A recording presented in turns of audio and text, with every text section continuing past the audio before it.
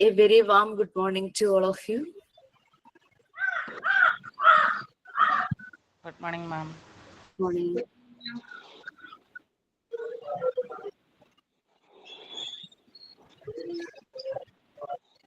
Good morning.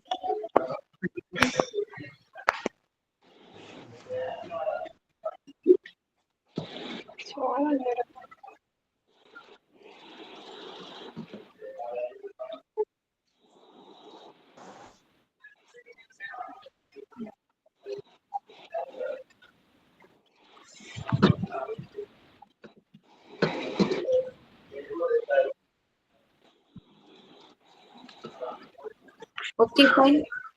We can start. Audio. Good morning, ma'am. Yes, good morning. Once again, good morning to all. നമുക്ക് audio ഒന്ന് mute ചെയ്യോ? നമുക്ക് സംസാരിക്കാം. Okay.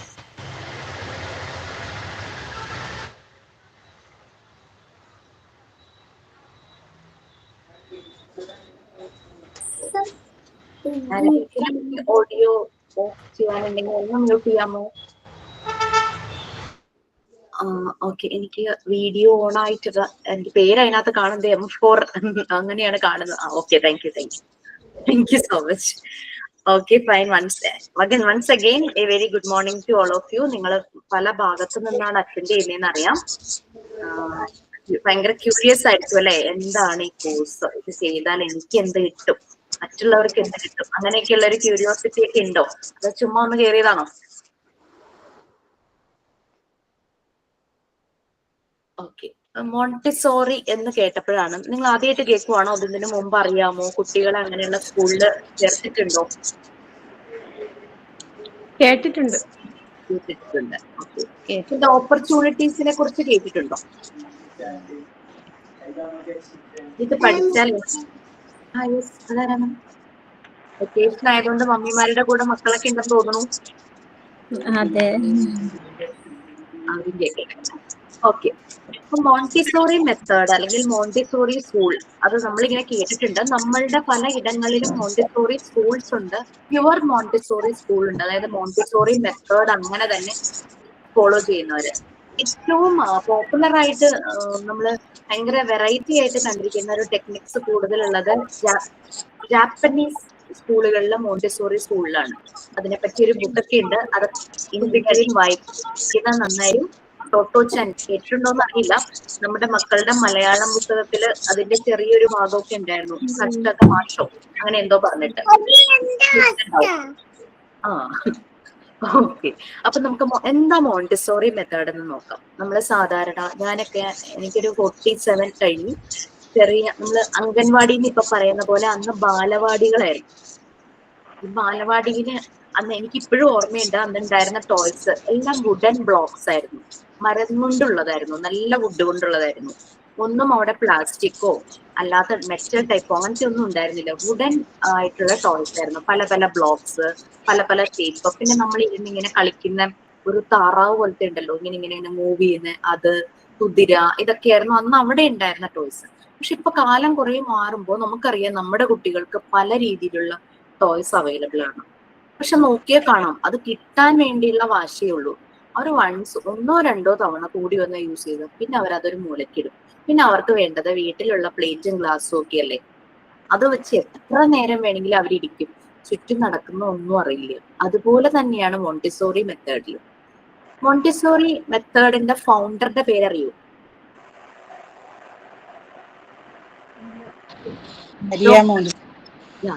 Doctor Maria Montessori. എവിടെയായിരുന്നു, ഏത് കൺട്രിയിലായിരുന്നു അവരുടെ? ഇറ്റലിയിലായിരുന്നു ഡോക്ടർ മറിയ മോണ്ടിസോറി. അപ്പൊ ഡോക്ടർ മറിയ മോണ്ടിസോറിയുടെ ഫാദർ ആർമിയിലായിരുന്നു. അപ്പൊ അവരുടെ കാലഘട്ടത്തില് പെൺകുട്ടികൾക്ക് എഡ്യൂക്കേഷൻ കിട്ടുക എന്നുള്ളത് ഉണ്ടായിരുന്നില്ല എന്ന് തന്നെ പറയാം. പെൺകുട്ടികളെ അങ്ങനെ ഒന്ന് ആലോചിച്ചു, യൂറോപ്യൻ കൺട്രീസിലും അങ്ങനെ ഒരു കാലഘട്ടം ഉണ്ടായിരുന്നു. നമ്മുടെ നാട്ടിൽ അല്ലെങ്കിൽ ഇപ്പോൾ നോർത്തിലൊക്കെ കേട്ടിട്ടുണ്ട് കൂടുതലും. നമ്മുടെ കേരളത്തിൽ അങ്ങനെയല്ല. കേരളത്തിൽ പിന്നെയും പ്രൊമോട്ട് ചെയ്തിട്ടുണ്ട് പെൺകുട്ടികളുടെ എഡ്യൂക്കേഷൻ. കുറെ വർഷങ്ങൾക്ക് മുമ്പ് ചില റീജിയനിൽ മാത്രമാണ് പെൺകുട്ടികൾക്ക് എഡ്യൂക്കേഷൻ എന്നുള്ളത് കുറവായിരുന്നത്. അപ്പൊ യൂറോപ്യൻ കൺട്രീസിലും വളരെ വർഷങ്ങൾക്ക് മുമ്പ് പെൺകുട്ടികളെ അങ്ങനെ എഡ്യൂക്കേഷന് വേണ്ടിയിട്ട് പ്രൊമോട്ട് ചെയ്യാറില്ലായിരുന്നു. പക്ഷെ ഡോക്ടർ മറിയ മോണ്ടിസോറിയുടെ പാരന്റ്സ് അവർ വളരെ സപ്പോർട്ടീവ് ആയിരുന്നു. അങ്ങനെ മോണ്ടിസോറി പഠിച്ചു കഴിഞ്ഞ് ആദ്യം അവരൊരു ടെക്നിക്കൽ, അതായത് എഞ്ചിനീയറിംഗ് ബാക്ക്ഗ്രൗണ്ട് ഉള്ള ഒരു കോളേജിലാണ് അഡ്മിഷൻ എടുത്തത്. പക്ഷെ മോണ്ടിസോറിക്ക് മനസ്സിലായി അതല്ല തന്റെ ടേസ്റ്റ് എന്ന് മനസ്സിലായി. അവർ മെഡിക്കൽ ഫീൽഡിലേക്ക് പോവുകയാണ്. അപ്പൊ മെഡിക്കൽ ഫീൽഡിലേക്ക് അവർ MBBS ഇക്വലന്റ് ആയിട്ട് മെഡിക്കൽ ഫീൽഡിലേക്ക് പോകുന്ന സമയത്ത് അവിടെ ഇവര് മാത്രം ഒരു പെൺകുട്ടി, ബാക്കി എല്ലാം ആൺകുട്ടികളാണ്. ഇത്രയും ആൺകുട്ടികളുടെ കൂടെ അന്നത്തെ കാലഘട്ടത്തിൽ ആ ഒരു ചെറുപ്രായത്തിൽ പഠിക്കുക എന്ന് പറഞ്ഞു കഴിഞ്ഞാൽ വളരെ ചലഞ്ചിങ് ആയിരുന്നു. പക്ഷെ അവർക്ക് നല്ല ഇൻട്രസ്റ്റ് ഉണ്ടായിരുന്നു, വീട്ടിൽ നിന്നുള്ള സപ്പോർട്ടും. അവർ പഠിക്കാൻ തുടങ്ങി. അപ്പൊ ഒന്ന് ആലോചിച്ചു, നമുക്കറിയാം MBBS സ്റ്റുഡൻസ് അനാട്ടമി ലാബില് ഈ നേക്ഡ് ആയിട്ടുള്ള ഡെഡ് ബോഡീസ്, അതാണ് അവരുടെ ടെസ്റ്റ് എക്യുപ്മെന്റ് അല്ലേ, അങ്ങനെയുള്ള ഡെഡ് ബോഡീസിനെയാണ് ഹാൻഡിൽ ചെയ്യുന്നത്. അതും മറിയ മോണ്ടിസോറിക്ക് വളരെ ചലഞ്ചിങ് ആയിരുന്നു. കാരണം ബോയ്സ് എല്ലാം ഇങ്ങനെ അടക്കം പറഞ്ഞ് ചിരിക്കും. പ്രായം അത്രയല്ലേ ഉള്ളൂ. അപ്പൊ അങ്ങനെ ആ ഒരു ഗ്രൂപ്പില്, ഇപ്പൊ അങ്ങനെയൊന്നുമില്ല, പക്ഷെ ആ ഒരു ഗ്രൂപ്പിൽ ഒറ്റ പെൺകുട്ടിയായി നിന്നുകൊണ്ട് അതെല്ലാം പഠിക്കാനും മോണ്ടിസോറിക്ക് ഭയങ്കര ചലഞ്ചിങ് ആയിരുന്നു. പക്ഷെ അവര് നല്ലതുപോലെ കോഴ്സ് എല്ലാം കംപ്ലീറ്റ് ചെയ്തു. പിന്നെ അവർ സ്പെഷ്യലൈസ് ചെയ്തത് കുട്ടികളുടെ ആരോഗ്യത്തിന്റെ കാര്യത്തിലായിരുന്നു. Children's health. ഓക്കെ, കുട്ടികളുടെ ആരോഗ്യ കാര്യത്തിലായിരുന്നു മോണ്ടിസോറി സ്പെഷ്യലൈസ് ചെയ്തത്. അപ്പൊ മോണ്ടിസോറിക്ക് ഒരു ഗ്രൂപ്പ് ഓഫ് സ്പെഷ്യൽ കിഡ്സിനെ ഹാൻഡിൽ ചെയ്യേണ്ടി വന്നു. സ്പെഷ്യൽ കിഡ്സ് എന്ന് പറഞ്ഞാൽ നിങ്ങൾക്ക് അറിയാലോ അല്ലെ, ഫിസിക്കലി മെന്റലി എന്തെങ്കിലുമൊക്കെ വൈകല്യങ്ങളുള്ള കുട്ടികൾ. നമുക്കറിയാം, നമ്മുടെ ചുറ്റുപാടുണ്ടാവും, നമുക്ക് വളരെ അടുത്ത് അറിയുന്നവരുടെ കണ്ടിട്ടുണ്ടാകും, നമ്മുടെ വീട്ടിൽ തന്നെ ചിലപ്പോൾ കാണും. ചെറിയ ഡിഫോർമേഷൻ തുടങ്ങിയിട്ട് കുറച്ച് കൂടുതൽ, അതിനെ ഒരു പെർസെൻറ്റേജ് പോലെയാണ് കണക്കാക്കുന്നത്. അതായത് തന്നെ കാര്യങ്ങൾ ചെയ്യാൻ പറ്റുന്ന ഒരു ഗ്രൂപ്പ്, ചില സ്കിൽസ് മാത്രം ചെയ്യാൻ പറ്റുന്ന ഒരു ഗ്രൂപ്പ്, അങ്ങനെ അവരുടെ ഇത് ഐഡന്റിഫൈ ചെയ്തിട്ട് അവർക്ക് അതിനനുസരിച്ച് ട്രെയിനിങ് കൊടുക്കും. ചില കുട്ടികൾക്ക് ഒന്നും തന്നെ ചെയ്യാൻ പറ്റില്ല. ഈവൻ അവര് സംസാരിക്കാൻ തന്നെ ബുദ്ധിമുട്ടുള്ള കുട്ടികൾ ഉണ്ടാവും. ഭക്ഷണം വാരി കഴിക്കാൻ അറിയില്ല, എല്ലാം ചെയ്തു കൊടുക്കേണ്ട അങ്ങനെയും കുട്ടികളുണ്ടാവും. മറിയ മോണ്ടിസോറിക്ക് ഒരു ഗ്രൂപ്പ് ഓഫ് ഏകദേശം ഒരു 63 അത്രയും വരുന്ന കുറെ കുട്ടികളെ ആയിരുന്നു ഹാൻഡിൽ ചെയ്യേണ്ടിയിരുന്നത്. അപ്പൊ മോണ്ടിസോറി മനസ്സിലാക്കിയ എന്താന്ന് വെച്ചാൽ, കുട്ടികളുടെ ഡെവലപ്മെന്റ് സ്റ്റേജസ് ഇങ്ങനെ പല ഘട്ടങ്ങളിലൂടെയാണ് പോകുന്നത്. നമുക്കറിയാം, മിക്കവരും അമ്മമാര് തന്നെയാണ്. അത് മാത്രല്ല, നമ്മള് ലേഡീസിനൊരു പവർ ഉണ്ട്. പ്രസവിച്ചാൽ മാത്രമല്ല നമ്മുടെ ഉള്ളിൽ മദർഹുഡ് നിറയുന്നത്, മാതൃത്വം എന്ന് പറയുന്നത്. ആ ഒരു കമ്പാഷൻ, ആ ഒരു എമ്പതി, ആ ഒരു കെയർ, അഫക്ഷൻ അല്ലാതെ തന്നെ നമ്മളുടെ ഉള്ളിലുണ്ട്. അതിനെ പ്രസവിക്കണം എന്നൊന്നുമില്ല. മാതൃത്വം എന്നുള്ളത്, മദർഹുഡ് എന്നുള്ളത് കുഞ്ഞിനെ പ്രസവിക്കുന്നവർക്ക് മാത്രം ഉണ്ടാകുന്ന ഒരു ക്വാളിറ്റി ആയിട്ട് ഞാൻ കരുതുന്നില്ല. അത് എല്ലാവരിലും ഉണ്ട്. അതുകൊണ്ടാണ് Montessori method only for ladies. Mail students നമ്മുടെ ഗ്രൂപ്പിൽ ഉണ്ടാവില്ല, എല്ലാം ഫീമെയിൽസ് ആയിരിക്കും. അപ്പൊ അതാണ് മോണ്ടിസോറി മെത്തേഡിന്റെ ഒരു പ്രത്യേകത.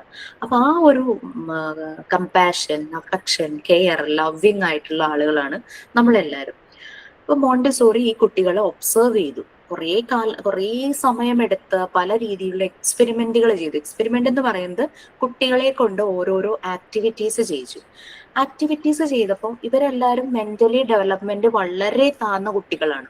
അവർക്കിനി കൂടുതലായിട്ട് സാധാരണ കുട്ടികളെ പോലെ ഡെവലപ്പ് ആകില്ല.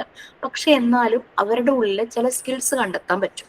അങ്ങനെ പല പല മെത്തേഡ്സ് മോണ്ടിസോറി അഡോപ്റ്റ് ചെയ്തു.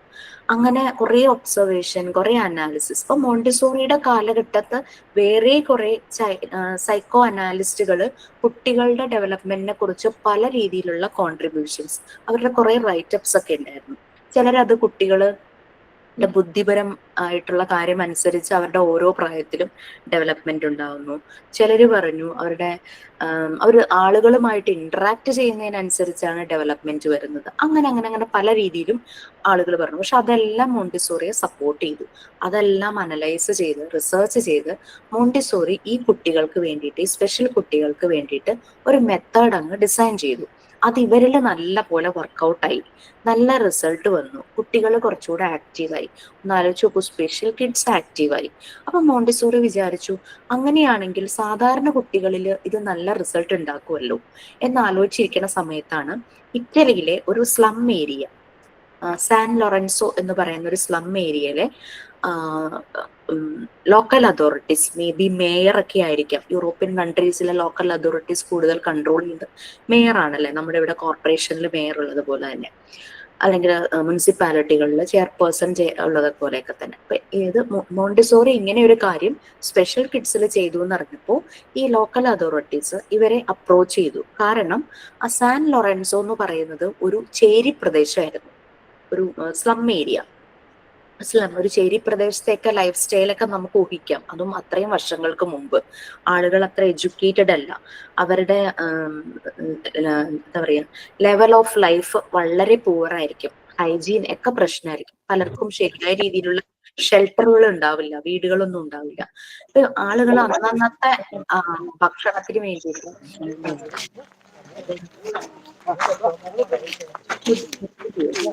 ഒന്ന് മ്യൂട്ട് ചെയ്യാമോ? ഉഷ, ഒന്ന് മ്യൂട്ട് ചെയ്യാമോ? പ്ലീസ്. ഓഡിയോ ആണോ? ഓഡിയോ ഓൺ ആവരൊന്ന് മ്യൂട്ട് ചെയ്യാമോ? നമുക്ക് അവിടെ ഒരു മൈക്കിന്റെ ഷേപ്പ് ഉണ്ട്, അതൊന്ന് ഉഷ കാണുന്നതൊന്ന് മ്യൂട്ട് ചെയ്യാമോ പ്ലീസ്? തോന്നുന്നു. ഉഷ പ്ലീസ് ഒന്ന് മ്യൂട്ട് ചെയ്യാമോ?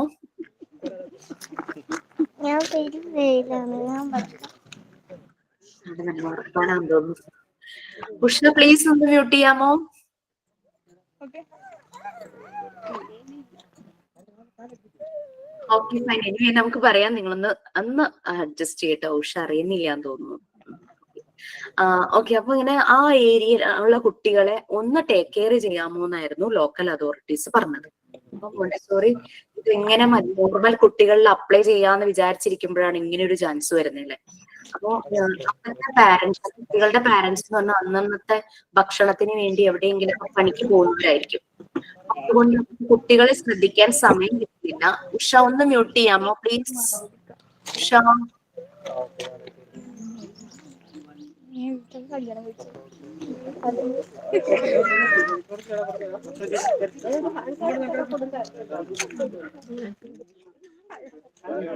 അതുകൊണ്ട് എനിക്ക് മ്യൂട്ട് ചെയ്യാൻ പറ്റില്ല, അതാണ്.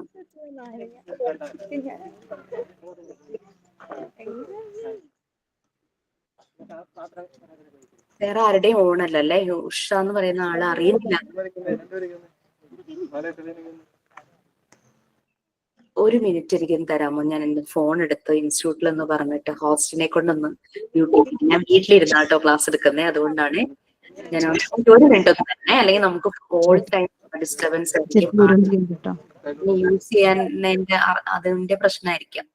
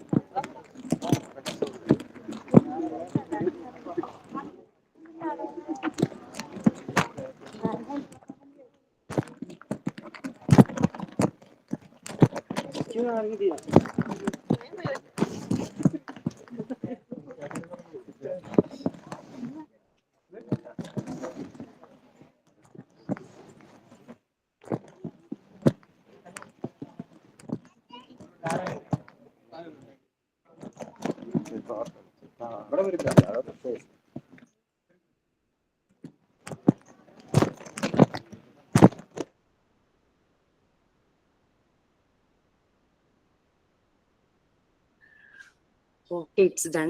Anyway, I am sorry for Usha. Actually നമുക്ക് ഓഡിയോസ് ഓൺ ആണെങ്കിൽ നമുക്ക് ബുദ്ധിമുട്ടായിരിക്കും. നിങ്ങൾക്ക് സംസാരിക്കേണ്ട വരുമ്പോൾ ഞാൻ ഇൻസ്റ്റിറ്റ്യൂട്ടിൽ പറഞ്ഞത് ഓൺ ചെയ്യിക്കാം കേട്ടോ. അപ്പൊ ഇങ്ങനെ നമ്മുടെ ഈ ചേരി പ്രദേശങ്ങളിലെ കുട്ടികളായിരുന്നല്ലോ. അപ്പൊ ഇവരെ പാരന്റ്സ് എന്ന് പറഞ്ഞാൽ അവർ അത്ര എഡ്യൂക്കേറ്റഡ് അല്ല. അവർക്ക് എന്തെങ്കിലുമൊക്കെ പണിക്ക് പോയാലാണ് ജീവിച്ചു പോകാൻ പറ്റുള്ളൂ. അപ്പൊ അവർക്ക് കുട്ടികളെ നല്ല രീതിയിൽ നോക്കാൻ പറ്റില്ല. അപ്പൊ എന്താ പറ്റുന്നതെന്ന് വെച്ചാൽ കുട്ടികൾ ചെറിയ ചെറിയ ക്രൈംസിൽ ഏർപ്പെടുന്നു. ഭയങ്കര അജിറ്റേറ്റിംഗ്, അവിടെ വഴക്കാളികൾ, വയലന്റ് നേച്ചർ, അവർ തമ്മിൽ തല്ലി പിടിക്കുന്നു. അങ്ങനത്തെ ഒക്കെ പ്രശ്നങ്ങൾ കാരണം ആകെ ഡിസ്റ്റർബൻസ് കൊണ്ടായിരിക്കാം ആ ലോക്കൽ അതോറിറ്റി ഇവരെ അപ്രോച്ച് ചെയ്യുന്നത്. അങ്ങനെ മോണ്ടിസോറി ഇവർക്ക് വേണ്ടിയിട്ട് ഒരു സ്കൂളിൽ നിന്ന് മോണ്ടിസോറി ഒരിക്കലും അതിനെ പറഞ്ഞിട്ടില്ല. അവരതിനിട്ട പേരാണ് കാസാഡെ ബാംപിനി. കാസാഡെ ബാംപിനി എന്ന് പറഞ്ഞാൽ ഇറ്റാലിയൻ വേർഡ് ആണ്. ഒരു ഇറ്റലിക്കാരിയാണല്ലോ.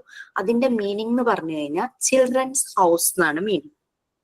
അങ്ങനെ ഒരു ചിൽഡ്രൻസ് ഹൗസ് ഉണ്ടാക്കി കുട്ടികളെ കൊണ്ടുവന്നപ്പോ ആദ്യം സംഭവിച്ചത് എന്താണെന്ന് വെച്ചാൽ ഇവര് ഭയങ്കര അജിറ്റേറ്റിംഗ് നേച്ചർ, ഒരിടത്തും അടങ്ങിയിരിക്കില്ല. എന്ത് സാധനം കിട്ടിയാലും നശിപ്പിക്കും, വലിച്ചെറിയും. അപ്പൊ അവിടെ മുഴുവനും കുട്ടികൾക്ക് ആക്ടിവിറ്റി ചെയ്യാനായിട്ട് കുറെ മെറ്റീരിയൽസ് മോണ്ടിസോറി ഡിസൈൻ ചെയ്തിട്ടുണ്ടായിരുന്നു. മോണ്ടിസോറി മെറ്റീരിയൽസ് എന്നറിയപ്പെടും. അപ്പൊ ആ മെറ്റീരിയൽസ് വെച്ചിട്ട് ഇവരെ കൊണ്ട് പല പല ആക്ടിവിറ്റീസ് ചെയ്യിക്കാൻ തുടങ്ങി. ആദ്യത്തെ കുറച്ച് സമയമെടുത്തു അവരുടെ അജിറ്റേറ്റിംഗ് നേച്ചർ മാറാനും തമ്മിലുള്ള വയലൻസ് മാറാനും. പക്ഷെ പിന്നീട് ഈ കുട്ടികൾ വളരെ ശ്രദ്ധയോടുകൂടി ഇൻട്രസ്റ്റോടുകൂടി അവരെ ആക്ടിവിറ്റീസ് ചെയ്യാനായിട്ട് തുടങ്ങി. ഈ ആക്ടിവിറ്റീസ് ചെയ്ത് അവരുടെ ഉള്ളിൽ തന്നെത്താനെ, അതായത് ആരും ഷൗട്ട് ചെയ്യാതെ, ആരും പണിഷ്മെന്റ് ചെയ്യാതെ തന്നെ ഈ കുട്ടികളിൽ നല്ല അച്ചടക്കം, ഡിസിപ്ലിൻ വന്നു.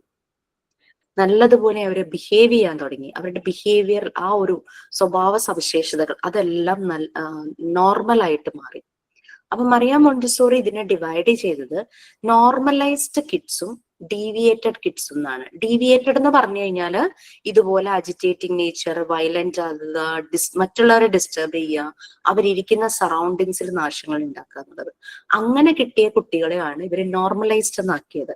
നോർമലൈസ്ഡ് എന്ന് പറഞ്ഞാൽ അതിന്റെ മീനിങ് ഭയങ്കര പെർഫെക്റ്റ്, ഭയങ്കര ടോപ്പ് ക്ലാസ്സിൽ എല്ലാത്തിനും നല്ല മാർക്ക് വാങ്ങുക, അങ്ങനത്തെ മീനിങ് അല്ല മറിയ മോണ്ടിസോറിയുടെ നോർമലൈസ്ഡ് എന്ന് പറയുന്നത്. നോർമലൈസ്ഡ് എന്ന് പറഞ്ഞു കഴിഞ്ഞാൽ മറ്റുള്ളവർക്കൊരു ഡിസ്റ്റർബൻസും ഇല്ലാതെ സ്വന്തം ആക്ടിവിറ്റി എന്താണോ അത് നല്ല രീതിയിൽ ചെയ്തു തീർക്കുക.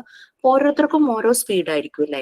ഇപ്പൊ ഞാൻ 10 മിനിറ്റ് കൊണ്ട് സിങ്കില് കിടക്കുന്ന പാത്രങ്ങളൊക്കെ കഴുകുമായിരിക്കും. പക്ഷെ ഖദീജയ്ക്ക് ചിലപ്പോൾ 5 മിനിറ്റ്സ് മതിയായിരിക്കും, എന്നെക്കാളും സമയം കുറവ്. അങ്ങനെ ഓരോ കുട്ടികളുടെയും പേസ്, ആ ഒരു ടൈം അതെന്ന് പറയുന്നത് ഡിഫറെന്റ് ആയിരുന്നു.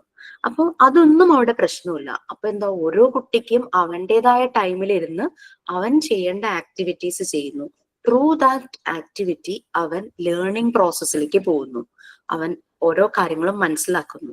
നമ്മുടെ സാധാരണ സ്കൂളുകളിലെ ക്ലാസ് റൂം എന്താ, 30 കുട്ടികൾ അല്ലെങ്കിൽ 40 കുട്ടികൾ അല്ലെങ്കിൽ 20 ആണെങ്കിലും പോട്ടെ, 10 കുട്ടികളാണെങ്കിലും പോട്ടെ, എല്ലാവർക്കും ഒരേ ടൈമല്ലേ കിട്ടുന്നേ. ഒരാൾ ചെയ്തു അല്ലെങ്കിൽ രണ്ടാളൊരു ക്ലാസ്സിൽ കൊടുക്കുന്ന ഒരു പ്രോബ്ലം ചെയ്തു കഴിഞ്ഞാൽ ടീച്ചർ എന്താ പറയാ, വേഗാവട്ടെ, സമയം തീരാറായി. മോണ്ടിസോറി എൻവയോൺമെന്റിൽ, ക്ലാസ് റൂമുകളിൽ അങ്ങനെ നടക്കാറില്ല. മോണ്ടിസോറി എൻവയോൺമെന്റ് എന്നാണ് പറയുന്നത്, ക്ലാസ് റൂം എന്ന് പറയാറില്ല. പക്ഷെ നിങ്ങൾക്ക് ആദ്യം ഒന്ന് മനസ്സിലാകാൻ വേണ്ടിയിട്ടാണ് ഞാൻ മോണ്ടിസോറി ക്ലാസ് റൂം എന്ന് പറയുന്നത്. കാരണം മറിയ മോണ്ടിസോറി സ്കൂളിൽ നിന്ന് ഒരിക്കലും അതിനെ വിളിച്ചിട്ടില്ല, ചിൽഡ്രൻസ് ഹൗസ് എന്നാണ് വിളിച്ചിരിക്കുന്നത്. അപ്പൊ ആ ഏരിയ എന്ന് പറഞ്ഞ ആ ഒരു എൻവിയോൺമെന്റ് എന്ന് പറഞ്ഞു കഴിഞ്ഞാൽ കുട്ടികൾക്ക് വളരെയധികം സന്തോഷവും ഇഷ്ടവും തോന്നുന്ന രീതിയിലാണ് അവരെ ഡിസൈൻ ചെയ്തത്. അവിടെ കുട്ടികൾക്ക് കളിക്കാനൊന്നും അവർ പറയാറില്ല, വർക്ക് ചെയ്യാന്നാണ് പറയുന്നത്. വർക്ക് ടു പ്ലേ അങ്ങനെയാ പറയുന്നത്. അതിനുവേണ്ടി യൂസ് ചെയ്തിരുന്ന മെറ്റീരിയൽസ് എല്ലാം തന്നെ നാച്ചുറൽ ഒബ്ജക്ട്സ് കൊണ്ടുള്ളതായിരുന്നു. അതായത് വുഡ് കൊണ്ടുള്ളതായിരുന്നു, ഗ്ലാസ് കൊണ്ടുള്ളതായിരുന്നു. അവിടെ പ്ലാസ്റ്റിക്കോ ആർട്ടിഫിഷ്യൽ ആയിട്ടുള്ള മെറ്റീരിയൽസ് ഒന്നും തന്നെ ഇല്ല. അപ്പൊ കുട്ടികൾക്ക് ഭയങ്കര ഇൻട്രസ്റ്റ് ആവും ഓരോ മെറ്റീരിയൽ. ഈ ബാക്കി കാര്യങ്ങൾ ഇതെല്ലാം നമ്മളുടെ ചാപ്റ്ററുകളിൽ വരുന്നുണ്ട്. ഈ ബാക്കി കാര്യങ്ങൾ അങ്ങനെ വഴിയെ പറയാം. അപ്പൊ ഇങ്ങനെ മോണ്ടിസോറി ഈ ഈ കുട്ടികളുടെ ഈ മെത്തേഡ് ചെയ്തു. അപ്പൊ മോണ്ടിസോറിക്ക് ഇങ്ങനെ ഒരു മെത്തേഡ് ആദ്യം തുടങ്ങിയുണ്ടായിരുന്നു. കാരണം നമുക്കറിയാം നമ്മുടെ ലോകത്ത് 2 വേൾഡ് വാർ ഉണ്ടായിരുന്നു അല്ലെ? ഒന്നാം ലോക മഹായുദ്ധവും 2ാം ലോക മഹായുദ്ധവും. ഇത് ഈ പറയുന്ന പോലെ ദിവസങ്ങളല്ല നീണ്ടു നിന്നത്, മാസങ്ങളോളം നീണ്ടു നിന്ന ഒരു വാറായിരുന്നു അല്ലെ ഇത് രണ്ടും. ഇതെന്ന് പറഞ്ഞാൽ ഒരു 2 വ്യക്തികൾ തമ്മിലുള്ളതും അല്ല, കൺട്രികൾ തമ്മിലുള്ളതായിരുന്നു. അതായത് ഒരു സൈഡില് മെയിൻ ആയിട്ട് നിൽക്കുന്ന, സ്ട്രോങ് ആയിട്ട് നിൽക്കുന്ന കൺട്രിയെ സപ്പോർട്ട് ചെയ്യാൻ വേറെ കുറെ കൺട്രീസും, ഇപ്പുറത്തെ സൈഡിലും അതുപോലെ തന്നെ അങ്ങനെയായിരുന്നു. അപ്പൊ ഈ വേൾഡ് ഒരു വാർ നടന്നു കഴിഞ്ഞാൽ നമുക്ക് എന്തെങ്കിലും ബെനിഫിറ്റ് ഉണ്ടാകാറുണ്ടോ? നമ്മൾ നേരിട്ട് കണ്ടിട്ടില്ലെങ്കിൽ പോലും നമ്മൾ പലയിടങ്ങളിലും കേട്ടിട്ടുണ്ട്. ഖാസയിലെ പ്രശ്നം, ഇസ്രായേലിലെ പ്രശ്നം, കാശ്മീരിലെ ഇന്ത്യ പാകിസ്ഥാൻ ബോർഡറുകളിൽ പലപ്പോഴും ഉണ്ടായിട്ടുള്ള പ്രശ്നങ്ങൾ, അങ്ങനെയൊക്കെ നമ്മൾ കേട്ടിട്ടുണ്ടല്ലേ. പിന്നെ നമ്മൾ പണ്ട് ഹിസ്റ്ററി പഠിക്കുമ്പോൾ നമ്മൾ കുറെ യുദ്ധങ്ങളെ പറ്റിയൊക്കെ നമ്മൾ കേട്ടിട്ടുണ്ട്. ഈവൻ നമ്മുടെ എപ്പിക്സ്, റിയൽ ആണോ എന്നറിയില്ല, എന്നാൽ എപ്പിക്സിലും നമ്മൾ കുറെ യുദ്ധങ്ങൾ കേട്ടിട്ടുണ്ട്. മഹാഭാരത യുദ്ധം എന്നൊക്കെ പറയണല്ലോ, കുറെ യുദ്ധങ്ങൾ കേട്ടിട്ടുണ്ട്. അപ്പോ ഈ യുദ്ധം നടക്കുമ്പോൾ നമുക്കൊരിക്കലും ബെനിഫിറ്റ് അല്ല ഉണ്ടാകുന്നത്, അവിടെ നഷ്ടങ്ങളാണല്ലേ. എന്തൊക്കെ നഷ്ടപ്പെടാം? ആളുകളെ നഷ്ടപ്പെടാം, വീട് നഷ്ടപ്പെടാം, അതുപോലെ തന്നെ പലരും അനാഥരാകാം, കുട്ടികൾ അനാഥരാകുന്നു, അങ്ങനത്തെ കേസസ് ഒക്കെ വരാം. അപ്പൊ എന്താന്ന് വെച്ച് കഴിഞ്ഞാല് ഈ യുദ്ധം ചെയ്യുന്നവരെന്താ? വയസ്സായവരല്ലല്ലോ, യങ്സ്റ്റേഴ്സ് ആണ് യുദ്ധം ചെയ്യുന്നത്. അപ്പൊ യുവതലമുറ മുഴുവനും നശിക്കുവാണ്. ഇത് കണ്ടപ്പോഴേക്കും മറിയാം മോണ്ടിസോറിക്ക് ഭയങ്കര വിഷമമായി. അപ്പൊ മോണ്ടിസോറി വിചാരിച്ചു, ഇങ്ങനെ ഒരു യുദ്ധം ചെയ്യണം എന്ന ഉദ്ദേശത്തോട് വരുന്ന യുവതലമുറ ഉണ്ടെങ്കിലാണ് യുദ്ധം പ്രൊമോട്ട് ഉള്ളൂ. അപ്പൊ അങ്ങനെ യുദ്ധത്തിനെ പ്രോത്സാഹിപ്പിക്കാത്ത ഒരു ജനറേഷനാണ്, ഒരു തലമുറയാണുള്ളതെങ്കിൽ നമ്മളുടെ ലോകം മുഴുവനും സമാധാനവും സന്തോഷവും ആയിരിക്കും അല്ലെ. പീസ് ആൻഡ് ഹാർമണി, അതായിരുന്നു മറിയാം മോണ്ടിസോറിയുടെ ലക്ഷ്യം എന്ന് പറയുന്നത്. പീസ്, സമാധാനം, ഹാർമണി എന്ന് പറഞ്ഞാൽ നമ്മുടെ ഹാപ്പിനെസ് അതിന്റെ പീക്കിലെത്തുന്നതാണ് പീസ് ആൻഡ് ഹാർമണി. പിന്നെ ബ്രദർഹുഡും കൂടെ ഞാനൊന്ന് ആഡ് ചെയ്യാണ്, സഹോദര്യം നമ്മൾ പറയുന്നത്. നമ്മുടെ എല്ലാ റിലീജിയനിലും എല്ലാവരും പല പല റിലീജിയസ് ബിലീഫ് ഉള്ളതാണ്, പക്ഷെ എല്ലാത്തിന്റെയും ഉള്ളടക്കവും എല്ലാത്തിന്റെയും ലക്ഷ്യം ഒന്ന് തന്നെയാണ് അല്ലെ. അതായത് സാഹോദര്യം, സന്തോഷം, സമാധാനം, ഇതൊക്കെ തന്നെയാണ്. അപ്പോ അങ്ങനെ ഒരു കാലഘട്ടം, ഒരു യൂണിവേഴ്സ്, അങ്ങനെ ഒരു പ്രപഞ്ചം സൃഷ്ടിക്കണം, ഇതായിരുന്നു മറിയാം മോണ്ടിസോറിയുടെ ലക്ഷ്യം. അപ്പൊ അതിനു വേണ്ടിയിട്ട് മോണ്ടിസോറിക്ക് മനസ്സിലായി, യൂത്തിനെ കൊണ്ടുപോയിട്ട്, നമ്മൾ പറയില്ലേ കതിരിന്മേൽ വളം വെച്ചിട്ട് കാര്യമില്ല എന്ന്, അവരുടെ അടുത്ത് പോയിട്ട് മനസ്സിലാക്കിച്ചിട്ട് കാര്യമില്ല. അപ്പൊ അതുകൊണ്ട് താഴെയും തുടങ്ങണം, ബേസിൽ നിന്ന് തുടങ്ങണം. അങ്ങനെയാണ് മറിയാം മോണ്ടിസോറി കൊച്ചു കുട്ടികൾക്ക് വേണ്ടിയിട്ട് ഈ മെത്തേഡ് ഡിസൈൻ ചെയ്തത്. മോണ്ടിസോറി അന്നത്തെ കാലഘട്ടത്തിൽ ഇത് ഡിസൈൻ ചെയ്തു എങ്കിലും അതിന് പല പല അപ്ഡേഷൻസ് വന്നു. ഈവൻ ദോ മോണ്ടിസോറി ഉള്ള സമയത്ത് വരെയും അതിനെ മോഡിഫൈ ചെയ്തുകൊണ്ടിരിക്കുന്നു. കാരണം മോഡിഫൈ ചെയ്യാനുള്ള കാരണം 10 കുട്ടികൾ ഒരു ക്ലാസ് റൂമിൽ ഉണ്ടെങ്കിൽ ഈ 10 പേർക്കും 10 സ്വഭാവമാണ്. നമുക്കറിയാം നമ്മുടെ വീട്ടിലും 2, 3, 4 കുട്ടികൾ ഉണ്ടെങ്കിൽ എല്ലാവരും ഒരുപോലെയല്ല, പല പല സ്വഭാവങ്ങളുണ്ട്. അപ്പൊ കുട്ടികളുടെ രീതിക്ക് അനുസരിച്ച് ആ ക്ലാസ് റൂമിൽ ചേഞ്ചസ് വരുത്തിക്കൊണ്ടിരുന്നു. അങ്ങനെ കാലാകാലങ്ങൾ കഴിയുന്തോറും ബേസിക് പ്രിൻസിപ്പിൾസ് എല്ലാം സെയിം തന്നെ, പക്ഷെ ഉപയോഗിക്കുന്ന മെറ്റീരിയൽസ്, ഉപയോഗിക്കുന്ന കുട്ടികള് ആക്ടിവിറ്റീസ് ചെയ്യുന്ന ആ ഒരു ക്ലാസ് റൂം അല്ലെങ്കിൽ എൻവയോൺമെന്റ് എന്നാണ് പറയുന്ന ആ ഒരു എൻവയോൺമെന്റ് ഏരിയ, അതിന് മോഡിഫിക്കേഷൻസ് വന്നുകൊണ്ടിരിക്കുന്നു. നമ്മുടെ നാട്ടില് പല സ്കൂളുകളും മോണ്ടിസോറി മെത്തേഡ് അഡോപ്റ്റ് ചെയ്യാറുണ്ട്. അപ്പൊ അതവര് മിക്സഡ് വേർഷനില, അതായത് ട്രഡീഷണൽ ആയിട്ടുള്ള രീതിയും മോണ്ടിസോറി രീതിയും കൂടെ മിക്സ് ചെയ്തിട്ടാണ്. അപ്പോൾ ഇത് പ്രീ സ്കൂളുകളിലും KG സെഷനിലും ആണ് ചെയ്യുന്നത്. ചില സ്കൂളുകളിൽ CBSEയോ ICSO എന്ത് തന്നെ ആവട്ടെ, അവര് സിലബസ് ഉണ്ടെങ്കിലും അതിൽ അവര് മോണ്ടിസോറി മെത്തേഡ് അങ്ങോട്ട് മേർജ് ചെയ്തിട്ട് 14 വയസ്സ് വരെയൊക്കെ കുട്ടികളെ ആ ഒരു മെത്തേഡിലൂടെ പഠിപ്പിക്കുന്നുണ്ട്. മേ ബി ബോർഡ് എക്സാമും അങ്ങനത്തെ കാര്യങ്ങളൊക്കെ ഉണ്ടായിരിക്കാം, പക്ഷെ എന്നാലും അവർ അതിനകത്ത് മോണ്ടിസോറി മെത്തേഡ് മിക്സ് ചെയ്തിട്ടാണ് പഠന രീതിയെ മാറ്റുന്നത്. അപ്പൊ ഈ ഒരു പഠന രീതി മനസ്സിലാക്കുമ്പോൾ ഈവൻ ട്യൂഷൻ എടുക്കുന്നവരാണെങ്കിലും ശരി, വേറെ എന്തെങ്കിലും ക്ലാസ്സസ് എടുക്കുന്നവരാണെങ്കിലും ശരി, ഈ ഒരു മെത്തേഡിലൂടെ ചെയ്യാനായിട്ട് അവർക്ക് താല്പര്യം തോന്നും. കേട്ടിരിക്കുന്നവർക്കും കണ്ടിരിക്കുന്നവർക്കും പെട്ടെന്ന് തന്നെ ഡൈജസ്റ്റ് ആവുകയും ചെയ്യും, ബോറടിക്കുകയില്ല. അതാണ് ഈ ഒരു മെത്തേഡിന്റെ പ്രത്യേകത. നമ്മുടെ ക്ലാസ്സസ്, നിങ്ങൾക്ക് ഞാൻ തരുന്ന ക്ലാസ്സസ് എന്ന് പറയുന്നതും പ്യുവർലി മോണ്ടിസോറി മെത്തേഡാണ്. മോണ്ടിസോറി മെത്തേഡിന്റെ പ്രത്യേകത എന്ന് പറഞ്ഞാൽ എല്ലാ ഫ്രീഡവും ഉണ്ട്. ഫ്രീഡം, അതായത് കൊച്ചുകുട്ടികളിലാണ് ആ മെത്തേഡെങ്കിലും നിങ്ങൾ ട്രെയിനീസ് എന്നാണ് അറിയപ്പെടുക, സ്റ്റുഡൻസ് അല്ല. നിങ്ങൾ ട്രെയിനീസിന് എല്ലാ ഫ്രീഡവും ഉണ്ടാവും. അതായത് നിങ്ങളോടൊരു വർക്ക് തരുവാണെങ്കിൽ, ഒരു ആക്ടിവിറ്റി തരുന്നു, ഒരു അസൈൻമെന്റ് എഴുതാനായിട്ട് പറയുന്നു, ആ അസൈൻമെന്റ് കണ്ടന്റ് അതേപോലെ ആവണം, ടീമുമായിട്ട് വ്യത്യാസപ്പെടരുന്നേ ഉള്ളൂ. പക്ഷെ നിങ്ങൾക്ക് അത് എങ്ങനെ വേണമെങ്കിലും മോഡിഫൈ ചെയ്യാം. It's yours. ഓക്കെ, നമ്മൾക്ക് ശരിക്കും പറഞ്ഞു കഴിഞ്ഞാല് നിങ്ങളുടെ ഡിപ്ലോമ ഓപ്റ്റ് ചെയ്തവരുണ്ടായിരിക്കും, പി ജി ഓപ്റ്റ് ചെയ്തവരുണ്ടായിരിക്കും അല്ലെ. അപ്പൊ പി ജി എന്ന് പറയുമ്പോൾ ഡിഗ്രി കഴിഞ്ഞവർക്ക് പി ജി ഡിപ്ലോമ കോഴ്സസ് എടുക്കാം. ഞാൻ Montessori P G diploma in Montessori കോഴ്സാണ് ഞാൻ കംപ്ലീറ്റ് ചെയ്തത്. ഞാൻ 2017 കംപ്ലീറ്റ് ചെയ്തത്. അപ്പൊ ഞാൻ ടീച്ചിങ് പ്രാക്ടീസിന് പോയത് ഒരു പ്യുവർ മോണ്ടിസോറി സ്കൂളിലായിരുന്നു. ആക്ച്വലി ഞങ്ങൾക്ക് നോൺ മോണ്ടിസോറി സ്കൂളിലാണ് ടീച്ചിങ് പ്രാക്ടീസ് ചെയ്യാൻ പാടുള്ളൂ എന്ന് ഞങ്ങൾക്ക് ഇൻസ്ട്രക്ഷൻ ഉണ്ടായിരുന്നു. പക്ഷെ ഞാനൊരു സ്പെഷ്യൽ റിക്വസ്റ്റ് എടുത്ത് അങ്ങനെ ഒരു പ്യുവർ മോണ്ടിസോറി സ്കൂളിലാണ് പോയത്. അങ്ങനെ പറയാൻ കാരണം, നോൺ മോണ്ടിസോറിയിൽ പോണെന്ന് പറയാൻ കാരണം, പ്യുവർ മോണ്ടിസോറി സ്കൂളിൽ പോയി കഴിഞ്ഞാൽ നമുക്കൊന്നും ചെയ്യാനില്ല. അവിടെ കുട്ടികളാണ് എല്ലാം ചെയ്യുന്നത്, നമ്മൾ ഒബ്സർവർ മാത്രമാണ്, ഒബ്സർവ് ചെയ്യൽ മാത്രമേ ഉള്ളൂ. വല്ലപ്പോഴും നമുക്കൊന്ന് ഇന്റർവെൻഷൻ നടത്താം. അതുകൊണ്ടാണ് ടീച്ചിങ് പ്രാക്ടീസിന് പോകുമ്പോൾ നമുക്ക് ആകെ അല്ലെങ്കിൽ ഒരു ഫീൽ ആവല്ലോ, എനിക്കൊന്നും ചെയ്യാൻ പറ്റിയില്ലല്ലോ.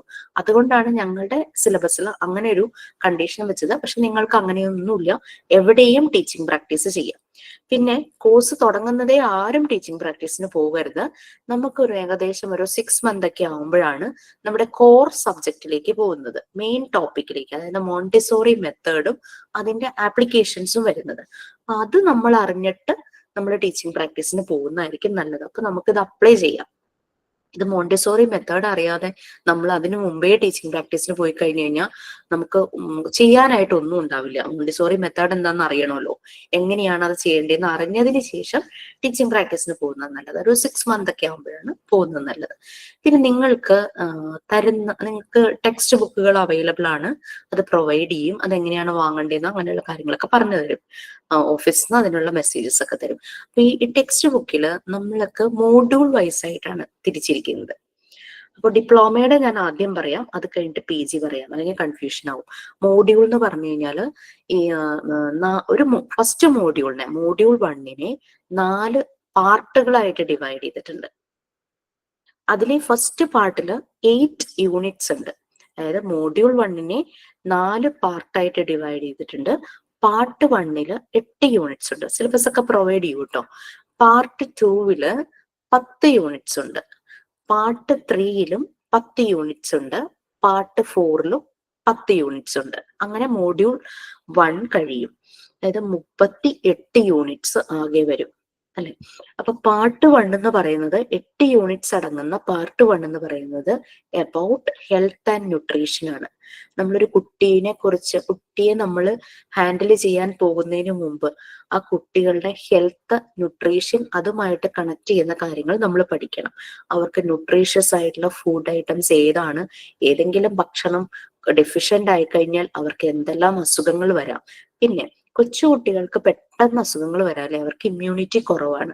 അപ്പൊ അതുകൊണ്ട് നമ്മൾ അവർക്ക് വാക്സിനേഷൻ കൊടുക്കും, ഇമ്മ്യൂണൈസേഷൻ അല്ലെ, അതൊക്കെ കൊടുക്കാൻ കൊണ്ടുപോയവരും എല്ലാം നിങ്ങൾക്ക് അറിയായിരിക്കും. അപ്പൊ ഇമ്മ്യൂണൈസേഷൻ കൊടുക്കും, അസുഖങ്ങളെ വരാതിരിക്കാനും പ്രിവെന്റ് ചെയ്യാനും പ്രിക്കോഷൻസും എല്ലാം എടുക്കും. അങ്ങനെ കാര്യങ്ങളെല്ലാം ചെയ്യുന്നു.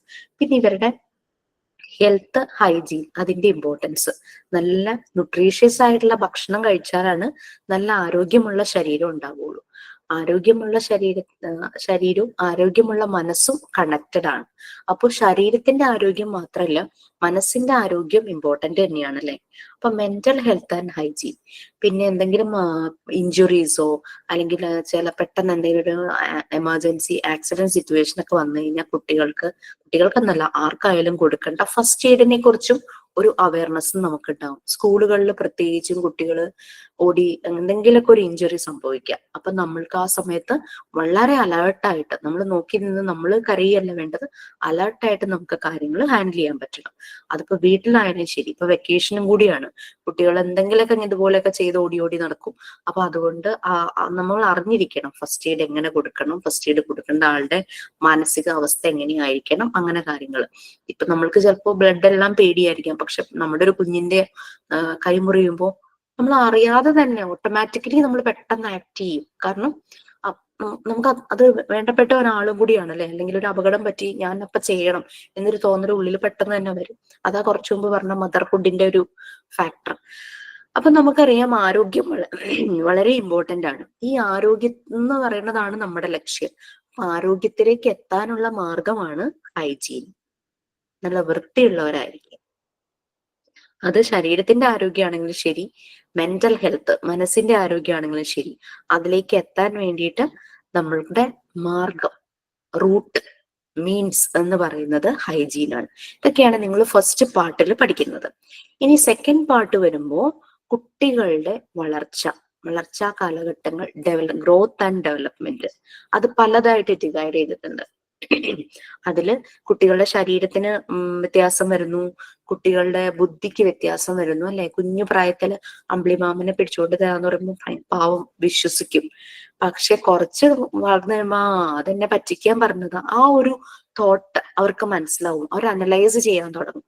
എന്തെങ്കിലും ഒരു പ്രോബ്ലം വന്നു കഴിഞ്ഞാൽ അതിന് സൊല്യൂഷൻ കണ്ടുപിടിക്കാവുന്ന രീതിയിൽ പ്രോബ്ലം സോൾവിങ് അവരുടെ ഉള്ളിൽ വരും. അപ്പൊ അങ്ങനെ അവർ വളർന്നുകൊണ്ടിരിക്കുമ്പോൾ ശരീരം മാത്രമല്ല വളർന്നത്, അവരുടെ ബുദ്ധി, അവരുടെ ആ ഒരു ലോജിക്കൽ റീസണിങ്, എന്ത് കിട്ടിയാലും യുക്തിപരമായി കൈകാര്യം ചെയ്യാൻ പറ്റുക, അങ്ങനെ കാര്യങ്ങളെല്ലാം വരും. പിന്നെ അനാലിസിസ് വരുന്നു. അപ്പൊ നമുക്കറിയാം ഓരോരോ ക്ലാസ്സുകളിൽ ചെല്ലുമ്പോൾ അവർ പഠിക്കാനുള്ളതിന്റെ രീതികൾ മാറി വരും. മാത്സ് ആദ്യം നമ്പേഴ്സും കൗണ്ടിങ്ങും ആണ് പഠിക്കുന്നതെങ്കിൽ അടുത്തടുത്ത ക്ലാസ്സുകളിലേക്ക് പോകുമ്പോൾ അഡീഷൻ, സബ്ട്രാക്ഷൻ, അങ്ങനെ അങ്ങനെ പഠിച്ചു തുടങ്ങും. അപ്പൊ കുട്ടികളുടെ മനസ്സിന്റെ ഡെവലപ്മെന്റ്, ബുദ്ധിയുടെ ഡെവലപ്മെന്റ് അനുസരിച്ച് ആ കാര്യങ്ങൾ ചെയ്യുന്നത്. ഇനി നമുക്കൊരു കുട്ടിയെ പഠിപ്പിക്കാൻ നമ്മൾക്ക് അറിവുണ്ടായിരിക്കണം എന്ന് മാത്രം പോരാ, ആ കുട്ടിയെ നമുക്ക് മനസ്സിലാവണം. എന്നാലാണ് നമുക്ക് ആ കുട്ടിക്ക് വേണ്ടുന്ന രീതിയിൽ അവനെ കാര്യങ്ങൾ പറഞ്ഞു മനസ്സിലാക്കാനായിട്ട് പറ്റുള്ളൂ. അപ്പൊ നമുക്ക് ഇവിടെ ഒരു സബ്ജക്ട് സ്റ്റഡിങ് അല്ല. അപ്പൊ നിങ്ങൾക്ക് ടെക്സ്റ്റ് ബുക്ക് കിട്ടുന്നു, ടെക്സ്റ്റ് ബുക്ക് വായിച്ച് നിങ്ങൾ പഠിക്കുന്നു. ഓരോ യൂണിറ്റ് കഴിയുമ്പോഴും മോക്ക് ടെസ്റ്റുകൾ പ്രൊവൈഡ് ചെയ്യും, ചെറിയ ചെറിയ ടെസ്റ്റ് പേപ്പറുകൾ. അത് MCQ ആയിരിക്കും, അതായത് multiple choice question. Multiple choice question എന്ന് പറഞ്ഞാൽ എന്താ? അതായത് ഒരു ക്വസ്റ്റ്യൻ തന്നു കഴിഞ്ഞാൽ അതിന് 4ഓ 5ഓ ഓപ്ഷൻസ് ഉണ്ടാവും, അല്ലെ? മൾട്ടിപ്പിൾ ചോയ്സ് ക്വസ്റ്റ്യൻ നമ്മൾ പണ്ട് സ്കൂളിലൊക്കെ പഠിക്കുമ്പോൾ, ഞാൻ മലയാളം മീഡിയത്തിലാട്ടോ പഠിച്ചത്, പണ്ട് സ്കൂളിലൊക്കെ പഠിക്കുമ്പോൾ ശരിയായ ഉത്തരം ബ്രാക്കറ്റിൽ നിന്നും തിരഞ്ഞെടുത്ത് എഴുതുക. ഏറ്റവും ശരിയായ ഉത്തരം അങ്ങനെയാണ് കൊടുക്കുക, അല്ലെ? Apt answer. അതിന്റെ അർത്ഥം എല്ലാ ഓപ്ഷനും തെറ്റുന്നല്ല, ഏറ്റവും ശരിയായത്. സംടൈംസ് ഒരെണ്ണം മാത്രമായിരിക്കും ശരി, ബാക്കിയെല്ലാം തെറ്റായിരിക്കും. ബട്ട് സംടൈംസ് നമുക്ക് എല്ലാം ശരിയാണെന്ന് തോന്നും, പക്ഷെ അതിൽ നിന്നും ഏറ്റവും ശരിയായിട്ടുള്ളത് എഴുതും. ഫോർ എക്സാമ്പിൾ, മറിയ മോണ്ടിസോറി പറയുന്നത് നേച്ചർ, പ്രകൃതി കുട്ടികളെ വല്ലാതെ ഇൻസ്പയർ ചെയ്യുന്നു എന്ന് പറഞ്ഞിട്ടുണ്ട്. Maria Montessori throughout the lesson പറയുന്നുണ്ട്. അതുകൊണ്ട് എപ്പോഴും നേച്ചറുമായിട്ട് കുട്ടികളെ കണക്ട് ചെയ്യിക്കണം. കുട്ടികളെ മണ്ണിൽ കളിപ്പിക്കണം, വെള്ളത്തിൽ കളിപ്പിക്കണം, കുട്ടികളെ കൊണ്ട് ചെടി നടിക്കണം, പെറ്റ്സിനെ നോക്കണം, കുക്കിംഗ് ചെയ്യിക്കണം, ജ്യൂസ് ഉണ്ടാക്കാൻ പഠിപ്പിക്കണം, അങ്ങനെ ചെടി നടണം, ചെടിനെ പരിപാലിക്കണം, അങ്ങനെ കുറെ കാര്യങ്ങൾ പറഞ്ഞ് നേച്ചറുമായിട്ട് കണക്ട് ചെയ്യണം എന്ന് മറിയ മോണ്ടിസോറി പറയുന്നുണ്ട്. അപ്പോൾ നേച്ചർ ഇൻസ്പയർസ് ദ ചൈൽഡ്, കുട്ടികളെ ഇൻസ്പയർ ചെയ്യുന്നു, അവർക്ക് പ്രോത്സാഹനം, പ്രചോദനം കൊടുക്കുന്നു എന്ന് മറിയ മോണ്ടിസോറി പറയാറുണ്ട്. അപ്പൊ ഞാൻ ടെക്സ്റ്റിൽ അത് മാത്രമേ പറഞ്ഞിട്ടുള്ളൂ. പക്ഷെ ഞാൻ ക്വസ്റ്റ്യൻ കൊടുക്കുമ്പോൾ ഡാഷ് ഇൻസ്പയർസ് ചൈൽഡ് എന്ന് പറഞ്ഞിട്ട് കൊടുക്കും. എന്നിട്ട് ഓപ്ഷനില് പാരന്റ്സ്, സിബ്ലിങ്സ് പറഞ്ഞാൽ കൂടെപ്പിറപ്പുകൾ, ചേട്ടൻ ചേച്ചി ആരാന്ന് വെച്ചു കഴിഞ്ഞാൽ അനിയൻ അനിയൻ, പിന്നെ പിയർ ഗ്രൂപ്പ്, ഫ്രണ്ട്സ്, അവരുടെ കൂടെയുള്ള ഫ്രണ്ട്സ്, നേച്ചർ, ഇത്രയും ഓപ്ഷൻ കൊടുക്കും. അപ്പൊ ഇതിനെപ്പറ്റി ഈ മറിയ മോണ്ടിസോറി എപ്പോഴും ഈ നേച്ചർ ഇൻസ്പയർസ് ചിൽഡ്രൻ അത് വായിച്ചിട്ടില്ലാത്ത ഒരാൾ നോക്കുമ്പോ എല്ലാ ആൻസറും ശരിയല്ലേ? ചില സമയത്ത് പാരന്റ്സ് ഇൻസ്പയർ ചെയ്യും, ചില സമയത്ത് സിബ്ലിങ്സ് ഇൻസ്പയർ ചെയ്യും, ചില സമയത്ത് കൂട്ടുകാർ ഇൻസ്പയർ ചെയ്യും, അല്ലെ? നമുക്കൊക്കെ അങ്ങനെയാണല്ലോ. പക്ഷെ എപ്പോഴും ഇൻസ്പയർ ചെയ്യുന്നത് നേച്ചറാണ്, പ്രകൃതിയാണ്. അവർക്ക് എപ്പോഴും പുറത്തേക്ക് ഓടാനായിട്ടുള്ള ഒരു ആഗ്രഹം, പുറത്തു പോയി കാര്യങ്ങൾ കാണുമ്പോൾ ഭയങ്കര കൗതുകം. തുമ്പി പോകുമ്പോ അതിനിങ്ങനെ നോക്കിക്കൊണ്ടിരിക്കും, ഉറുമ്പ് ഇങ്ങനെ പോകുമ്പോ വരിയായിട്ട് പോകുമ്പോ അതും നോക്കിക്കൊണ്ടിരിക്കും. മൈന്യൂട്ട് കാര്യങ്ങളാണ് കുട്ടികൾ ആദ്യം ശ്രദ്ധിക്കുന്നത്, ഏറ്റവും ചെറിയ കാര്യങ്ങൾ. അവർക്ക് വലിയ കാര്യങ്ങളോടൊന്നും വലിയ താല്പര്യം ഉണ്ടാവില്ല, കുഞ്ഞു കുഞ്ഞു കാര്യങ്ങൾ അവരുടെ ശ്രദ്ധയിൽപ്പെടും. നമ്മൾ കണ്ടിട്ടില്ലേ കുഞ്ഞു ബേബീസ് നിലത്തുനിന്ന് ഇങ്ങനെ തപ്പി തപ്പി എന്തെങ്കിലുമൊക്കെ പറക്കിക്കൊണ്ടുവരുന്നത്, നമ്മുടെ കണ്ണിൽ പിടിക്കുന്നുണ്ടാവില്ലായിരിക്കും, പക്ഷെ അവർക്ക് കിട്ടും. അപ്പൊ ഇങ്ങനെയാണ്. അപ്പൊ ഇതാണ് മോണ്ടിസോറി മെത്തേഡ്. അപ്പൊ ഫസ്റ്റ് യൂണിറ്റിൽ ഞാൻ പറഞ്ഞു ഹെൽത്ത് ആൻഡ് ന്യൂട്രീഷൻ ആണ് ഫസ്റ്റ് പാർട്ടില്. സെക്കൻഡ് പാർട്ടില് കുട്ടികളുടെ വളർച്ച, പിന്നെ കുട്ടികളെ മനസ്സിലാക്കി വേണം നമ്മൾ അവർക്ക് കാര്യങ്ങൾ പറഞ്ഞു കൊടുക്കാനായിട്ട്.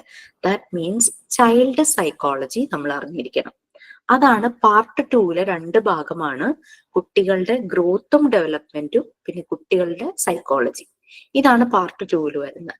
പാർട്ട് 3 വരുമ്പോൾ നമ്മുടെ മറിയ മോണ്ടിസോറിയെ കുറിച്ചും മോണ്ടിസോറി മെത്തേഡ്, അതിന്റെ ആപ്ലിക്കേഷൻസ്, അതിന്റെ റിസൾട്ട്, ഒരു മോണ്ടിസോറി സ്കൂൾ എന്ന് പറയുന്നത് എങ്ങനെയായിരിക്കണം, അതിലെ ഏരിയകൾ എങ്ങനെയായിരിക്കണം, അവിടെ കുട്ടികൾ എന്തൊക്കെയാണ് ചെയ്യുന്നത്, അവിടെ എന്തൊക്കെ മോണ്ടിസോറി മെറ്റീരിയൽസ് ഉണ്ട്, ആ മെറ്റീരിയൽസിന്റെ പ്രത്യേകത എന്താണ്, മെറ്റീരിയൽസ് എങ്ങനെ യൂസ് ചെയ്യണം, കുട്ടികളെ നോക്കുന്ന മോണ്ടിസോറി ഫെസിലിറ്റേറ്റർ, ടീച്ചർ എന്ന് പറയില്ല, ഫെസിലിറ്റേറ്റർ എന്ന് പറയുന്നത്, ഫെസിലിറ്റേറ്ററുടെ ക്വാളിറ്റീസ് എന്തൊക്കെയാണ്, ഫെസിലിറ്റേറ്റർ എന്താണ് ശരിക്കും ചെയ്യേണ്ടത്, അങ്ങനെ അങ്ങനെ കുറെ കാര്യങ്ങളാണ് പാർട്ട് 3 വരുന്നത്.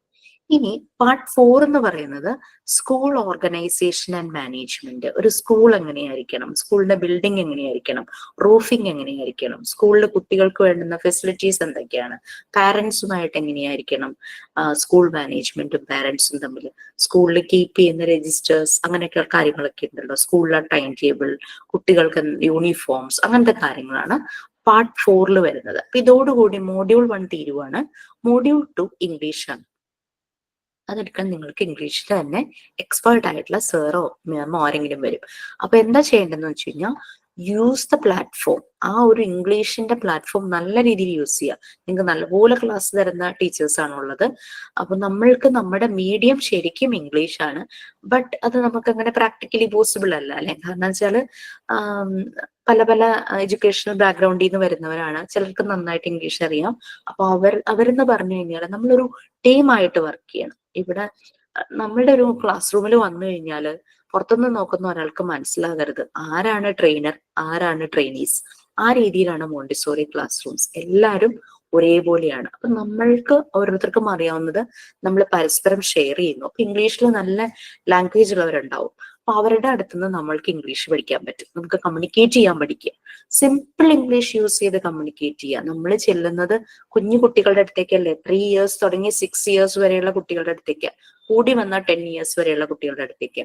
അവരുടെ അടുത്ത് ഭയങ്കര വൊക്കാബുലറി ഒന്നും വേണ്ട, ഭയങ്കര വേർഡ് പവർ ഒന്നും വേണ്ട, സിമ്പിൾ ആയിട്ട് സംസാരിക്കുക. അപ്പൊ നിങ്ങൾക്ക് ആ ഒരു ഇൻഹിബിഷൻ, ആ ഒരു ബ്ലോക്കിംഗ് എല്ലാവരുടെ ഉള്ളിലുണ്ടാവും. ലാംഗ്വേജ് ഉണ്ടായിരിക്കും, പക്ഷെ പുറത്തേക്ക് എക്സ്പ്രസ് ചെയ്യാൻ പറ്റുന്നുണ്ടാവില്ല. അതിന് ഏറ്റവും നല്ല മാർഗം, നമ്മുടെ വീട്ടിൽ 10 വയസ്സിൽ താഴെയുള്ള കുട്ടികളുണ്ടെങ്കിൽ അവരോട് ഇംഗ്ലീഷിൽ സംസാരിക്കും. അവരൊരിക്കലും നമ്മളെ കളിയാക്കില്ല. നമ്മൾ ഇമ്പ്രൂവ് ആകും ഇംഗ്ലീഷ് സംസാരിക്കാൻ. വലിയ കുട്ടികൾ എന്ന് പറയുമ്പോൾ അമ്മയ്ക്ക് വേറെ പണിയില്ല, എനിക്ക് സമയമില്ല, അങ്ങനത്തെ ഒരു ഇത് വരും. ഈ കുഞ്ഞുങ്ങൾ എന്ന് പറഞ്ഞാൽ അവര് 10 വയസ്സിൽ താഴെ എന്ന് പറയുമ്പോൾ അവര് നമ്മളുടെ കൂടെ സംസാരിക്കും. അപ്പൊ അതൊന്ന് ട്രൈ ചെയ്യാം. അത് അവർക്കും നല്ലതാണ്, നമുക്കും നല്ലതാണ്. മാക്സിമം ഇംഗ്ലീഷിന്റെ ആക്ടിവിറ്റീസ് ചെയ്യുക. അപ്പൊ ഇംഗ്ലീഷിൽ തന്നെ കാര്യങ്ങൾ, പിന്നെ നമ്മൾ ചെയ്യേണ്ട എല്ലാ വർക്കുകളും ഇംഗ്ലീഷിലാണ്. നിങ്ങൾക്ക് അസൈൻമെന്റ്സും ആക്ടിവിറ്റീസും തരും. ഓരോ യൂണിറ്റിൽ നിന്ന് ടീച്ചേഴ്സ് എല്ലാം അസൈൻമെന്റും ആക്ടിവിറ്റീസും തരും. അസൈൻമെന്റ് സബ്മിറ്റ് ചെയ്യാനുള്ളൊരു പ്ലാറ്റ്ഫോം നിങ്ങളുടെ ക്ലാസ് റൂമിൽ അവൈലബിൾ ആയിരിക്കും. അതിൽ നിങ്ങൾക്ക് അപ്ലോഡ് ചെയ്യാം. ആദ്യമൊക്കെ ഒരു കൺഫ്യൂഷൻ ഉണ്ടാവും. കാരണം ഓൺലൈൻ പ്ലാറ്റ്ഫോമിലൊക്കെ ആദ്യമായിട്ട് വരുമ്പോൾ നമുക്കൊരു കൺഫ്യൂഷൻ ഉണ്ടാവും. ഇപ്പോൾ ഓഡിയോ മ്യൂട്ട് ആണോ, വീഡിയോ ഓൺ ആണോ എന്നൊക്കെ നമുക്ക് മനസ്സിലാകാത്ത പോലെ ഒരു കൺഫ്യൂഷൻ ഉണ്ടാവും.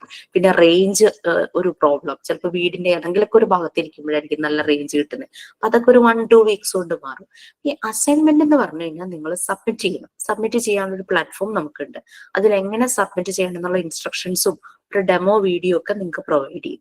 പിന്നെ അങ്ങനെ ഒട്ടും അപ്ലോഡ് ചെയ്യാൻ പറ്റാത്തവർക്ക് കേട്ടോ ഒരു വാട്സാപ്പ് നമ്പർ കൊടുക്കും, അതിലേക്ക് പോസ്റ്റ് ചെയ്താൽ മതി. പിന്നെ ശ്രദ്ധിക്കുക, ചിലപ്പോൾ അസൈൻമെന്റ്, ഇതൊരു വാലുവേഷൻ ടീമാണ് നിങ്ങളുടെ അസൈൻമെന്റ് ചെക്ക് ചെയ്യുന്നത്. അപ്പോൾ ഞാൻ നേരിട്ടല്ല, ഞാൻ അതിന്റെ ഡേറ്റാസ് അവർക്ക് കൊടുക്കും, അവർ അതിനനുസരിച്ച് അത് വാല്യൂ ചെയ്യും. അപ്പൊ ഈ വാല്യൂ ചെയ്യുമ്പോൾ നിങ്ങൾക്ക് മാർക്ക് കിട്ടും, പോയിന്റ്സ് ഉള്ള രീതിയിലാണ് മാർക്ക് കിട്ടുന്നത്. ചിലപ്പോൾ ചിലര് സബ്മിറ്റ് ചെയ്ത് ചിലപ്പോൾ അന്നോ പിറ്റേ ദിവസമൊക്കെ ആയിട്ട് മാർക്ക് കിട്ടും, ചിലർക്ക് ലേറ്റ് ആവും. വേറെ ഒന്നുമല്ല, നിങ്ങൾ 13ാമത്തെ ബാച്ചാ. ഫസ്റ്റ് 1, 2, 3 ബാച്ച് ഈ മെയില് പുറത്തേക്ക് ഇറങ്ങും. ഇപ്പൊ വീണ്ടും ബാച്ചുകളുണ്ട്, 4ാമത്തെ ബാച്ച് തുടങ്ങിയുണ്ടല്ലോ. ഇവരുടെ എല്ലാം അസൈൻമെന്റ്സ് വന്നുകൊണ്ടിരിക്കുക, കുറെ കുട്ടികളുണ്ട്. അപ്പൊ ഈ വാല്യുവേഷൻ ടീമിന് ചിലപ്പോ സമയമെടുക്കും. അപ്പൊ 1 മന്തിനുള്ളിൽ നിങ്ങളുടെ മാർക്ക് വരും. ഇല്ലെങ്കിൽ മാത്രം ഒന്ന് ഇൻഫോം ചെയ്താൽ മതി. ഓക്കെ. പിന്നെ നിങ്ങളുടെ ആക്ടിവിറ്റീസ് പറയും. ഫോർ എക്സാമ്പിൾ, ആക്ടിവിറ്റീസ് പറയാന്ന് പറഞ്ഞാൽ നിങ്ങൾ വലിയൊരു ബാലൻസ്ഡ് ഡയറ്റിന്റെ ചാർട്ട് ഉണ്ടാക്കുക. അത് ആക്ടിവിറ്റി എന്ന് പറയുന്നത് സബ്മിറ്റ് ചെയ്യണ്ട, അത് കയ്യിൽ ചെയ്ത് വെച്ചാൽ മതി. അല്ലെങ്കിൽ ബെസ്റ്റ് ഔട്ട് ഓഫ് വേസ്റ്റ് എന്തെങ്കിലും ക്രാഫ്റ്റ് ഐറ്റംസ് ഉണ്ടാക്കുക, അതുപോലെ ഫ്ലവർ വേസ് ഉണ്ടാക്കുക, ബർത്ത്ഡേ കാർഡ് ഉണ്ടാക്കുക, ഇതെല്ലാം നിങ്ങളുടെ ആക്ടിവിറ്റീസാണ്. ഇതൊന്നും സബ്മിറ്റ് ചെയ്യണ്ട. ഇത് നിങ്ങൾ കയ്യിലുണ്ടാക്കി വെക്കണം. പറയുമ്പോൾ തന്നെ നമ്മൾ ഓരോരോ ടൈമിലാണ് ഓരോ ആക്ടിവിറ്റി തരുന്നത്, എല്ലാം കൂടെ ഒരുമിച്ച് തരില്ല. കാരണം എന്ന് വെച്ചാൽ സമയം കിട്ടില്ലല്ലോ എല്ലാം കൂടെ ഒരുമിച്ച് ചെയ്യാൻ. പക്ഷേ കുട്ടികൾ പൊതുവേ ചെയ്യുന്ന ഒരു കാര്യമുണ്ട്, സമയമുണ്ടല്ലോ എന്ന് വെച്ചാൽ ഏറ്റവും ലാസ്റ്റ് മൊമെന്റിലേക്ക് വെക്കും. നിങ്ങൾക്ക് ലാസ്റ്റ് മെയിൻ എക്സാം കഴിയുമ്പോൾ വൈവ സെഷൻ ഉണ്ടാകും 1 to 1. ഇപ്പൊ നമ്മൾ എല്ലാരും കൂടി അല്ലേ ഇരിക്കുന്നത്. ഇത് ട്രെയിനറും ഒരു ട്രെയിനിയും കൂടെ ഒറ്റയ്ക്ക് അങ്ങനെ ഇരിക്കും. ഫേസ് ടു ഫേസ് ആയിട്ട് ഇരുന്നിട്ട് ഒരു 10 minutes വൈവ സെഷൻ ഉണ്ട്. പ്രാക്ടിക്കൽ ആണിത്. അപ്പൊ പ്രാക്ടിക്കലിനും നിങ്ങൾക്ക് മാർക്കുണ്ട്, മെയിൻ എക്സാമിനും മാർക്കുണ്ട്. അപ്പൊ മെയിൻ എക്സാമിന് നമ്മൾ പറയുവാണെങ്കിൽ 7 സബ്ജക്റ്റ് ആയിട്ട് ഡിവൈഡ് ചെയ്തിട്ടുണ്ട്. ഡിപ്ലോമക്കാരുടെ കാര്യമാണ് പറഞ്ഞത്. പാർട്ട് 1 ഒരു subject health and nutrition. Part 2 ആദ്യത്തെ 5 units child development and growth ഒരു സബ്ജക്ട്. അതിൽ തന്നെ ബാക്കി 6ാമത്തെ യൂണിറ്റ് തുടങ്ങി 10ാമത്തെ യൂണിറ്റ് വരെയും ചൈൽഡ് സൈക്കോളജി 3ാമത്തെ സബ്ജക്റ്റായി. പാർട്ട് 3 മോണ്ടിസോറി മെത്തേഡ് ആപ്ലിക്കേഷൻസ് ഒക്കെയാണ് വരുന്നത്. അതിനെ വീണ്ടും 2 സബ്ജക്റ്റ് ആയിട്ട് ഡിവൈഡ് ചെയ്തിട്ടുണ്ട്. 5 യൂണിറ്റ്സ് വെച്ചിട്ട് 2 സബ്ജക്റ്റ് ആയിട്ട് ഡിവൈഡ് ചെയ്തിട്ടുണ്ട്. മോണ്ടിസോറി ഫിലോസഫി ഓഫ് എഡ്യൂക്കേഷനും മോണ്ടിസോറി മെത്തേഡ്സ് ആൻഡ് ആപ്ലിക്കേഷൻ എന്നുള്ള രീതിയിൽ അതിനെ വീണ്ടും 2 ആക്കിയിട്ടുണ്ട്. ഇപ്പൊ നമുക്ക് 5 സബ്ജക്റ്റ് ആയി. പിന്നെ പാർട്ട് 4 എഗെയിൻ ഒരു subject school organisation and management എന്ന് പറഞ്ഞ് അത് ഒറ്റ സബ്ജക്റ്റ് ആയിട്ട്. അതൊരു സിമ്പിൾ പാർട്ടാണ്, വായിച്ചാൽ മനസ്സിലാവുന്നതാണ്. അപ്പൊ അങ്ങനെ 6 സബ്ജക്റ്റ് ആയി. മോഡ്യൂൾ 2 ഇംഗ്ലീഷ് ആണ്, അതൊരു സബ്ജക്റ്റ്. അങ്ങനെ 7 സബ്ജക്റ്റ് ആയി. ഇനി പ്രാക്ടിക്കൽസിനെ 5 ആയിട്ട് ഡിവൈഡ് ചെയ്തിട്ടുണ്ട്. അപ്പോൾ ഓരോ നമ്മുടെ തിയറി പേപ്പറിന് മാക്സിമം മാർക്ക് 100 ആണ്. അതുപോലെ പ്രാക്ടിക്കലിനും 100 മാർക്സ് ആണ്. ഈ പ്രാക്ടിക്കൽ സെഷനിൽ വരുന്നതാണ് അസൈൻമെന്റ്സ്, ആക്ടിവിറ്റീസ്, റെക്കോർഡ്. നിങ്ങൾക്ക് റെക്കോർഡ് എഴുതാനുണ്ടാകും. മെയിൻ ആയിട്ടും 5 റെക്കോർഡ്സ് എഴുതാനുണ്ടാകും. അതിന്റെ ഡീറ്റെയിൽസ് ക്ലാസ് തുടങ്ങി 2 മാസമൊക്കെ കഴിയുമ്പോഴേ തരുള്ളൂ. കാരണം അപ്പോഴേ നിങ്ങൾ എഴുതാനായിട്ട് റെഡി ആവുള്ളൂ. എല്ലാം നമ്മൾ ഇംഗ്ലീഷിലാണ് ചെയ്യേണ്ടത്. ഓക്കെ, എല്ലാം ഇംഗ്ലീഷിലാണ് ചെയ്യേണ്ടത്. നിങ്ങളുടെ എല്ലാ ക്വറീസ് ആൻഡ് കൺസേൺസ്, ഡൗട്ട്സ് എല്ലാം ക്ലാസ്സിൽ തന്നെ ക്ലാരിഫൈ ചെയ്യും. പിന്നെ നിങ്ങൾക്ക് ഡൗട്ട് ക്ലിയർ ചെയ്യാനായിട്ടുള്ള ഒരു ടീം ഉണ്ട്. അപ്പൊ മാക്സിമം ക്ലാസ്സിൽ തന്നെ ഡൗട്ട്സ് ക്ലിയർ ചെയ്യുക. അപ്പൊ മറ്റുള്ളവർക്കും കേൾക്കാൻ പറ്റും, റെക്കോർഡ് ക്ലാസ് കേൾക്കുന്നവർക്കും കേൾക്കാൻ പറ്റുമല്ലോ. നമ്മളെപ്പോഴും നമ്മളുടെ ഓഫീസിൽ വിളിക്കുമ്പോഴേക്കും അവർക്ക് ഇഷ്ടംപോലെ വർക്ക് ലോഡ് ഉണ്ട്. അവർക്ക് ചിലപ്പോൾ ക്ലിയർ ആയിട്ട് പറഞ്ഞു തരാൻ അറിയില്ല. കാരണം ക്ലാസ്സിൽ കാര്യം പറയണത് ടീച്ചർ ആയിരിക്കുമല്ലോ, ട്രെയിനർ ആയിരിക്കും കാര്യം പറയുന്നത്. അപ്പൊ നെക്സ്റ്റ് ക്ലാസ്സിൽ വരുമ്പോൾ ഒന്ന് ക്ലിയർ ചെയ്യാം. ഓക്കെ, അപ്പൊ ഇങ്ങനെയുള്ള കാര്യങ്ങളായിരുന്നു. ഇനി ഞാൻ ഡിപ്ലോമയുടെ പറഞ്ഞതിന്റെ ഒപ്പം തന്നെ ഞാനൊന്ന് PG പറഞ്ഞോട്ടെ, കൺഫ്യൂഷൻ ആവില്ലല്ലോ. ഡിപ്ലോമയ്ക്ക് 7 സബ്ജക്ട്, മോഡ്യൂൾ 1 6 സബ്ജക്റ്റ് ആയിട്ട് ഡിവൈഡ് ചെയ്തിട്ടുണ്ട്. മോഡ്യൂൾ 2 ഇംഗ്ലീഷ് ആണ്. അപ്പൊ 7 സബ്ജക്റ്റ് ആയി. നിങ്ങളുടെ മോഡ്യൂൾ 3 എന്ന് പറയുന്നത് പ്രാക്ടിക്കൽസ് ആണ്. അവിടെ നിങ്ങൾക്ക് എക്സാം ഇല്ല. മോഡ്യൂൾ 3 പ്രാക്ടിക്കൽ ആണ്. മറിയ മോണ്ടിസോറി ഡിസൈൻ ചെയ്ത എൻവിയോൺമെന്റിനെ 5 ഏരിയ ആയിട്ട് ഡിവൈഡ് ചെയ്തിട്ടുണ്ട്. ആ 5 ഏരിയ ആണ് മോഡ്യൂൾ 3. 1ാമത്തെ ഏരിയ പ്രാക്ടിക്കൽ ലൈഫ് ഏരിയ. അത് ഏറ്റവും എളുപ്പമായിട്ട് നമുക്ക് മനസ്സിലാവും. അത് നമ്മളുടെ കിച്ചണില്ലേ, അതാണ് പ്രാക്ടിക്കൽ ലൈഫ് ഏരിയ. കിച്ചണിൽ എന്തൊക്കെ ചെയ്യുന്നു അതെല്ലാം ആ ഏരിയയിൽ കുട്ടികൾ ചെയ്യുന്നു. വെള്ളം നിറയ്ക്കുന്നു ജഗ്ഗില്, പാത്രങ്ങളില് കടല നിറയ്ക്കുന്നു, പയറ് നിറയ്ക്കുന്നു, പരിപ്പ് നിറയ്ക്കുന്നു. ഇതെല്ലാം കുട്ടികളെ കൊണ്ട് നമുക്ക് ചെയ്യിക്കാം. നമ്മുടെ വീട്ടിലെ കുട്ടികളെ കൊണ്ട് നമുക്ക് പ്രാക്ടീസ് ചെയ്യിക്കാം. പിന്നെ പാത്രങ്ങൾ കഴുകാൻ എന്നുള്ള ഏജിലുള്ള കുട്ടികളാണെങ്കിൽ കഴുകട്ടെ. ഇനി കഴുകിയ പാത്രങ്ങൾ ഷെൽഫിൽ അടുക്കി വെക്കേണ്ട ആ ഒരു ഏജിലുള്ള കുട്ടികളാണെങ്കിൽ അത് ഏൽപ്പിക്കുക. നാപ്കിൻ വെച്ച് തുടച്ചു വെക്കേണ്ടതാണെങ്കിൽ അങ്ങനെ ഏൽപ്പിക്കുക. ഡൈനിങ് ടേബിൾ ക്ലീൻ ചെയ്യുക, മോപ്പ് ചെയ്യുക, തുടയ്ക്കുക, ക്ലീൻ ചെയ്യുക, ഇതെല്ലാം നമുക്ക് പ്രാക്ടിക്കൽ ലൈഫ് ഏരിയയിൽ കുട്ടികളെ കൊണ്ട് ചെയ്യിക്കുന്നു. ചെടി നടുക, പെറ്റ്സിനെ നോക്കുക, വീട് ക്ലീൻ ചെയ്യുക, ഇതെല്ലാമാണ് പ്രാക്ടിക്കൽ ലൈഫ് ഏരിയ. 2ാമത്തെ ഏരിയ ലാംഗ്വേജ് ഏരിയ. ലാംഗ്വേജ് ഏരിയയിൽ വരുന്ന സ്കിൽസ് ആണ് റീഡിങ്, റൈറ്റിംഗ് അല്ലെ. അപ്പോൾ ഈ എഴുതുന്നതിനും വായിക്കുന്നതിനും മുമ്പ് കുട്ടികൾക്ക് പ്രീ റൈറ്റിംഗ് സെഷൻ ഉണ്ട്. അവരുടെ കുഞ്ഞൊന്ന് വഴങ്ങാൻ, കുഞ്ഞു വിരലല്ലേ പെൻസിലൊക്കെ പിടിക്കണ്ടേ. നമുക്ക് കുട്ടികളിലെ ഏറ്റവും ആദ്യം ലാർജ് മസിൽസ് ആണ് ഡെവലപ്പ് ചെയ്യുന്നത്. അവർ ഓടുന്നു, ചാടുന്നു, എഴയുന്നു, കമിഴുന്നു അല്ലെ. ലാർജ് മസിൽസിന്റെ ഡെവലപ്മെന്റ്. കുഞ്ഞുങ്ങൾ കളിക്കുന്ന കിലുക്കാമ്പെട്ടിയില്ലേ, അതാണല്ലോ നമ്മൾ ആദ്യം ഇതുങ്ങളിങ്ങനെ കേൾപ്പിക്കുന്നത്. കേൾക്കുന്നുണ്ടോ, ശ്രദ്ധിക്കുന്നുണ്ടോ എന്നൊക്കെ നോക്കുന്നത്. കുറച്ച് കഴിയുമ്പോൾ ഇവർ ഈ കിലുക്കാമ്പെട്ടി എടുക്കാനായിട്ട് നോക്കും. പക്ഷെ എത്ര നേരം അവർക്ക് ഹോൾഡ് ചെയ്യാൻ പറ്റും? അവരെടുക്കും, താഴെ വീഴും, എടുക്കും, താഴെ വീഴും. ഇങ്ങനെയല്ലേ സംഭവിക്കുന്നത് കുഞ്ഞു ബേബി ആയിരിക്കുമ്പോൾ. അപ്പോ അതാണ് അവർക്ക് ഹോൾഡ് ചെയ്യാനുള്ള കപ്പാസിറ്റി. അവർക്ക് പിക്ക് ചെയ്യാൻ പറ്റുന്നുണ്ട്, അത് അവരുടെ ലാർജ് മസിൽസിന്റെ ഡെവലപ്മെന്റ്. പക്ഷെ ആ എടുത്ത സാധനം കയ്യിൽ കുറേ സമയം പിടിച്ചുകൊണ്ടിരിക്കാൻ അവരെ കൊണ്ട് പറ്റുന്നില്ല കുഞ്ഞു പ്രായത്തില്. അപ്പൊ അവരുടെ ഈ ഫിംഗേഴ്സിലുള്ളത് സ്മോൾ മസിൽസാ. അപ്പൊ ഈ ഫൈൻ മോട്ടോ സ്കിൽസ്, ആദ്യത്തത് ലാർജ് മസിൽസിന്റെ ഡെവലപ്മെന്റ് ഗ്രോസ് മോട്ടോ സ്കിൽസ് ആയിരുന്നു. മോട്ടോ എന്ന് പറഞ്ഞാൽ മോട്ടീവ്, മൂവിങ്. അപ്പൊ ഈ ഇങ്ങനെ ഫിംഗേഴ്സ് നമുക്ക് ഗ്രിപ്പ് ഹോൾഡ് ചെയ്യാൻ പറ്റുന്ന അതിനെയാണ് ഫൈൻ മോട്ടോ സ്കിൽസ് എന്ന് പറയുന്നത്. അതൊക്കെ നമ്മൾ പഠിക്കും കേട്ടോ. അപ്പൊ അത് ഡെവലപ്പായി വരുമ്പോഴാണ് ഇവർക്ക് പെൻസിൽ പിടിച്ച് എഴുതാൻ പറ്റുള്ളൂ. അപ്പൊ അത് ഡെവലപ്പ് ആകാനുള്ള ആക്ടിവിറ്റീസ് കുട്ടികളെ കൊണ്ട് ആദ്യം ചെയ്യിക്കണം, എന്നിട്ട് വേണം പെൻസിൽ അല്ലെങ്കിൽ പേന കൊടുക്കാൻ. ഓക്കെ, അപ്പൊ അതിന് വേണ്ടിയിട്ട് അവരുടെ ഫിംഗേഴ്സ് റെഡി ആകണം. അപ്പൊ അതിന് വേണ്ടിയിട്ടുള്ള ആക്ടിവിറ്റീസ് കൊടുക്കും. നമ്മൾ കുട്ടികളെ മണ്ണിൽ എഴുതിക്കും അല്ലെ. മണ്ണിൽ എഴുതിക്കുമ്പോൾ മണ്ണിന്റെ തരി ഇവരുടെ ഈ ഫിംഗർ ടിപ്സിൽ ഒരു ടിങ്ക്ലിങ്, ഒരു ഇക്കിളി പോലെ ഇതാക്കും. അവരെ അങ്ങോട്ട്, അത് അവരുടെ ബ്രെയിനിലേക്ക് ചെല്ലും പെട്ടെന്ന്. അവർക്ക് അത് ഇഷ്ടമാണ്. അങ്ങനെ മണ്ണിൽ ഇങ്ങനെ എഴുതുന്നത് അവർക്ക് ഭയങ്കര ഇഷ്ടം. അവരുടെ വിരലുകൾ നല്ല പോലെ മൂവ് ആകും, അത് ഡെവലപ്പ് ആകും. അങ്ങനെ കുറെ ആക്ടിവിറ്റീസ് ഉണ്ട്. അതാണ് ലാംഗ്വേജ് ഏരിയയിൽ വരുന്നത്. പിന്നെ അവർ എഴുതാൻ തുടങ്ങും, പിന്നെ അവർ വായിക്കാൻ തുടങ്ങുന്നു, അങ്ങനെ സെന്റൻസുകൾ ഉണ്ടാക്കുന്നു, മീനിങ് ഫുൾ ആയിട്ടുള്ളത് വരയ്ക്കുന്നു. അതെല്ലാം ലാംഗ്വേജ് ഏരിയയിൽ വരും. അടുത്തതാണ് സെൻസോറിയൽ ഏരിയ. നമുക്ക് എത്ര സെൻസസ് ഉണ്ട്? 5 സെൻസസ് ഉണ്ട്. നമുക്ക് കാണാം, കേൾക്കാം അല്ലെ, സ്മെല് ചെയ്യാം, ടേസ്റ്റ് ചെയ്യാം, ടച്ച് ചെയ്ത് ഫീൽ ചെയ്യാനായിട്ട് പറ്റും. ഈ 5 ഏരിയകളെ ആക്റ്റീവ് ആക്കുന്നതാണ് നമ്മളുടെ സെൻസോറിയൽ ഏരിയ. അപ്പൊ അവിടെയും അതുപോലുള്ള മെറ്റീരിയൽസ് ഉണ്ട്. മണത്ത് നോക്കുന്നത്, കേട്ട് നോക്കുന്നത്, തൊട്ട് നോക്കി മനസ്സിലാവണത്. തൊട്ട് നോക്കുമ്പോൾ നമുക്ക് പല ഫീലിങ്സും അറിയാൻ പറ്റൂല്ലേ.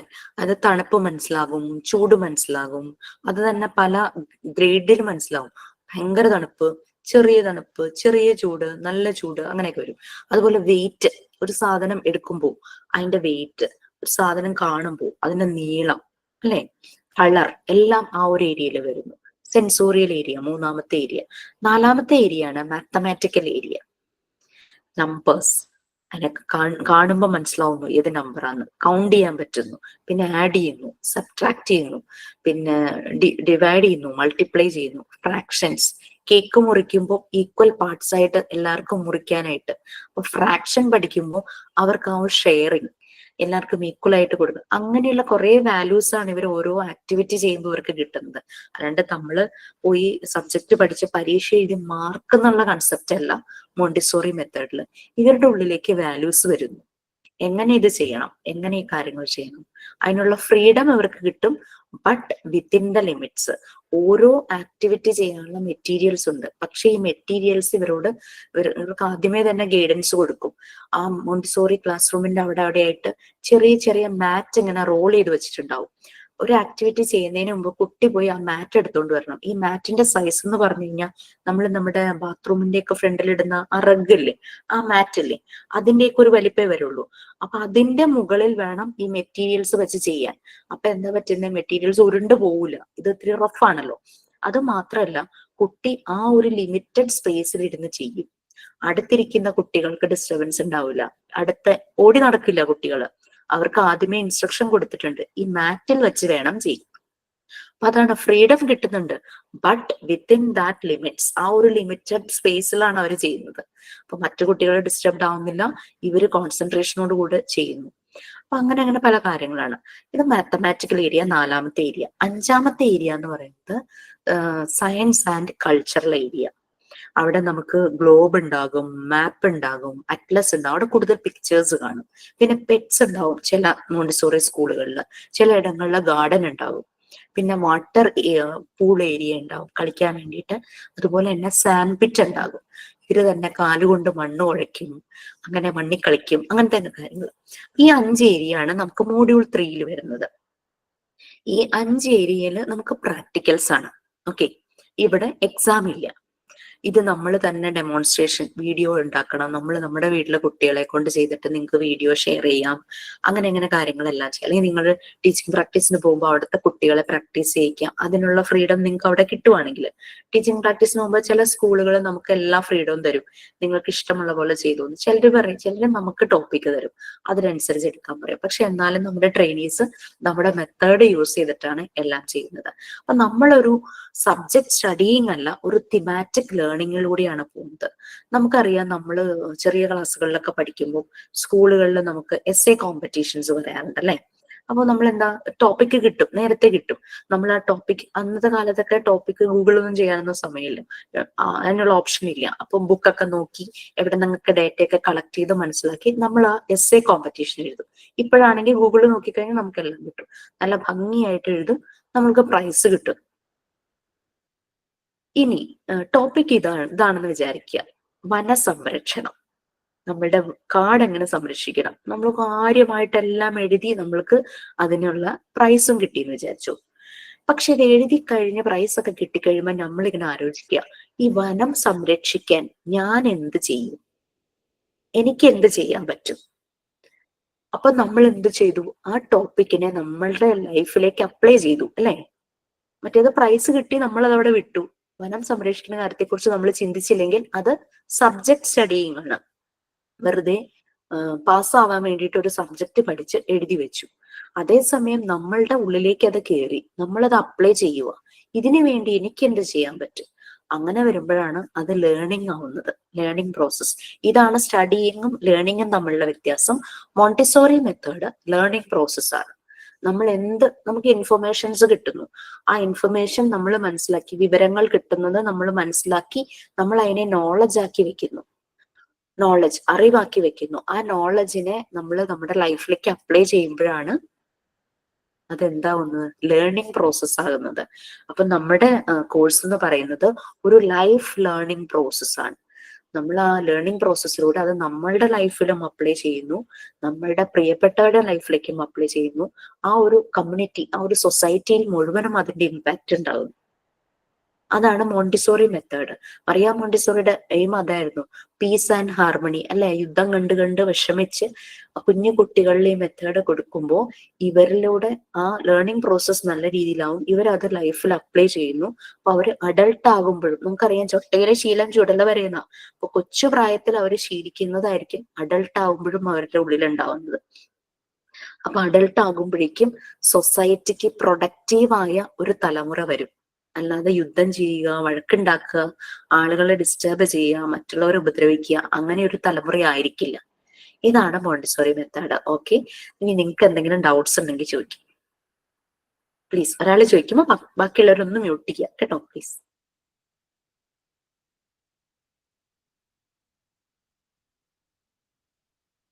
യെസ്, ആരുമില്ലേ?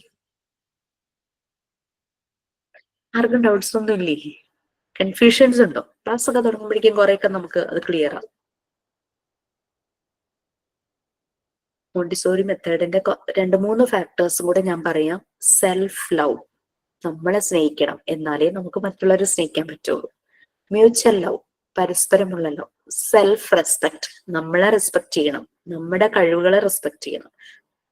നമ്മുടെ ഉള്ളിൽ പൊട്ടൻഷ്യൽ ഉണ്ട്, yes I am the best എന്ന് നമുക്ക് എപ്പോഴും നമ്മളെ ഒന്ന് പാറ്റ് ചെയ്ത് പറയാൻ പറ്റണം. അങ്ങനെ വരുമ്പോഴാണ് മറ്റുള്ളവരോടും റെസ്പെക്ട് കാണിക്കാൻ പറ്റുള്ളൂ. പിന്നെ സെൽഫ് അനാലിസിസ്, നമ്മൾ അനലൈസ് ചെയ്യണം, ഞാൻ ആ ചെയ്തത് ശരിയാണോ, കുറച്ചുകൂടെ നന്നായിട്ട് ഞാൻ ചെയ്യണോ. സെൽഫ് ക്രിട്ടിസൈസ്, നമ്മൾ തന്നെ ക്രിട്ടിസൈസ് ചെയ്യണം. സെൽഫ് ജഡ്ജ്മെന്റൽ, നമ്മൾ തന്നെ ജഡ്ജ് ചെയ്യണം. ഞാൻ അവിടെ ശരിയാവാനുണ്ടോ, എവിടെയെങ്കിലും ഞാൻ കറക്റ്റ് ആവാനുണ്ടോ. പക്ഷെ മറ്റുള്ളവരെ ജഡ്ജ് ചെയ്യാൻ പോകരുത്. മോണ്ടിസോറി മെത്തേഡില് self analysis, self criticism, self judgmental ആണ്. Self love, self respect, mutual respect, അതുപോലെ തന്നെ reciprocal help. Mutual help, reciprocal help. Reciprocal help എന്ന് പറഞ്ഞു കഴിഞ്ഞാല്, ഇപ്പോ നമുക്ക് ഐശ്വര്യ ഇവിടെയുണ്ട്. ഐശ്വര്യ ഖദീജയെ ഒരു സിറ്റുവേഷനിൽ ഹെൽപ്പ് ചെയ്യുന്നു.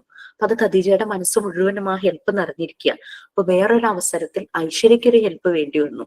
സോ റിട്ടേൺ ഗിഫ്റ്റ് എന്ന് പറയുന്ന പോലെ അത് റിട്ടേൺ ആയിട്ട് ഐശ്വര്യക്ക് കിട്ടണം. That is reciprocal help. അതെല്ലാം മോണ്ടിസോറി മെത്തേഡാണ്. എക്സ്പെക്ടേഷൻ വേണ്ട, നമ്മൾ പ്രതീക്ഷിക്കണ്ട. ബട്ട് നിങ്ങൾ ആ ഒരു ഇത് മനസ്സിൽ വിചാരിക്കുക, അങ്ങനെ ആയിരിക്കണം നമ്മൾ. ഇവിടെ സെൽഫിഷ് അങ്ങനത്തെ ഒരു കാര്യത്തിന് ഇവിടെ സ്ഥാനമില്ല. സെൽഫ് ലവ് ഉണ്ട്, പക്ഷെ സെൽഫിഷ്നെസ് അത് ഇല്ല. അപ്പൊ ഇത് തന്നെയാണ് ഈ മെത്തേഡിലൂടെ പോകുന്ന കുഞ്ഞുങ്ങളിലും ഉണ്ടാവുന്നത്. അപ്പൊ നമ്മൾ അങ്ങനെ ആയാലല്ലേ കുട്ടികൾ അങ്ങനെ ആവുള്ളൂ, നമുക്ക് അവർക്ക് പ്രൊവൈഡ് ചെയ്യാൻ പറ്റുള്ളൂ. എനിക്കില്ലാത്തത് എനിക്ക് നിങ്ങളോട് പറയാൻ പറ്റും. സോ ഞാൻ എങ്ങനെയാണോ അതുപോലെ ആവാനായിട്ടാണ് ഞാൻ എൻ്റെ കുട്ടികളോടും പറയുന്നത്, ലൈക്ക് നിങ്ങളോടെല്ലാം പറയുന്നത്. സോ ഇതാണ് നമ്മളുടെ കോഴ്സിന്റെ ഒരു ഇത്. പിന്നെ ഇതിന്റെ കൂടുതൽ കാര്യങ്ങൾ ലൈക്ക് അഫിലിയേഷൻ, ജോബ് ഓപ്പർച്യൂണിറ്റീസ്, അങ്ങനെ കാര്യങ്ങള് ജയദേവ് സാറ് നിങ്ങൾക്ക് ഉടനെ തന്നെ ഒരു സെഷൻ തരും, അതിൽ പറയും. പിന്നെ ഞാൻ എൻ്റെ ടൈമിൽ ഞാൻ പഠിച്ച സമയത്ത് ഒരു എക്സ്പീരിയൻസ് പറയാം. ഞാൻ റെഗുലർ ബാച്ച് ആയിരുന്നില്ല, ഹോളിഡേ ബാച്ച് ആയിരുന്നു. അതായത് എനിക്ക് സൺഡേസും ഹോളിഡേസും മാത്രമേ ക്ലാസ് ഉണ്ടായിരുന്നുള്ളൂ. ഇൻസ്റ്റിറ്റ്യൂട്ടിൽ പോയി തന്നെയായിരുന്നു രാവിലെ തുടങ്ങി വൈകുന്നേരം വരെയും ക്ലാസ്.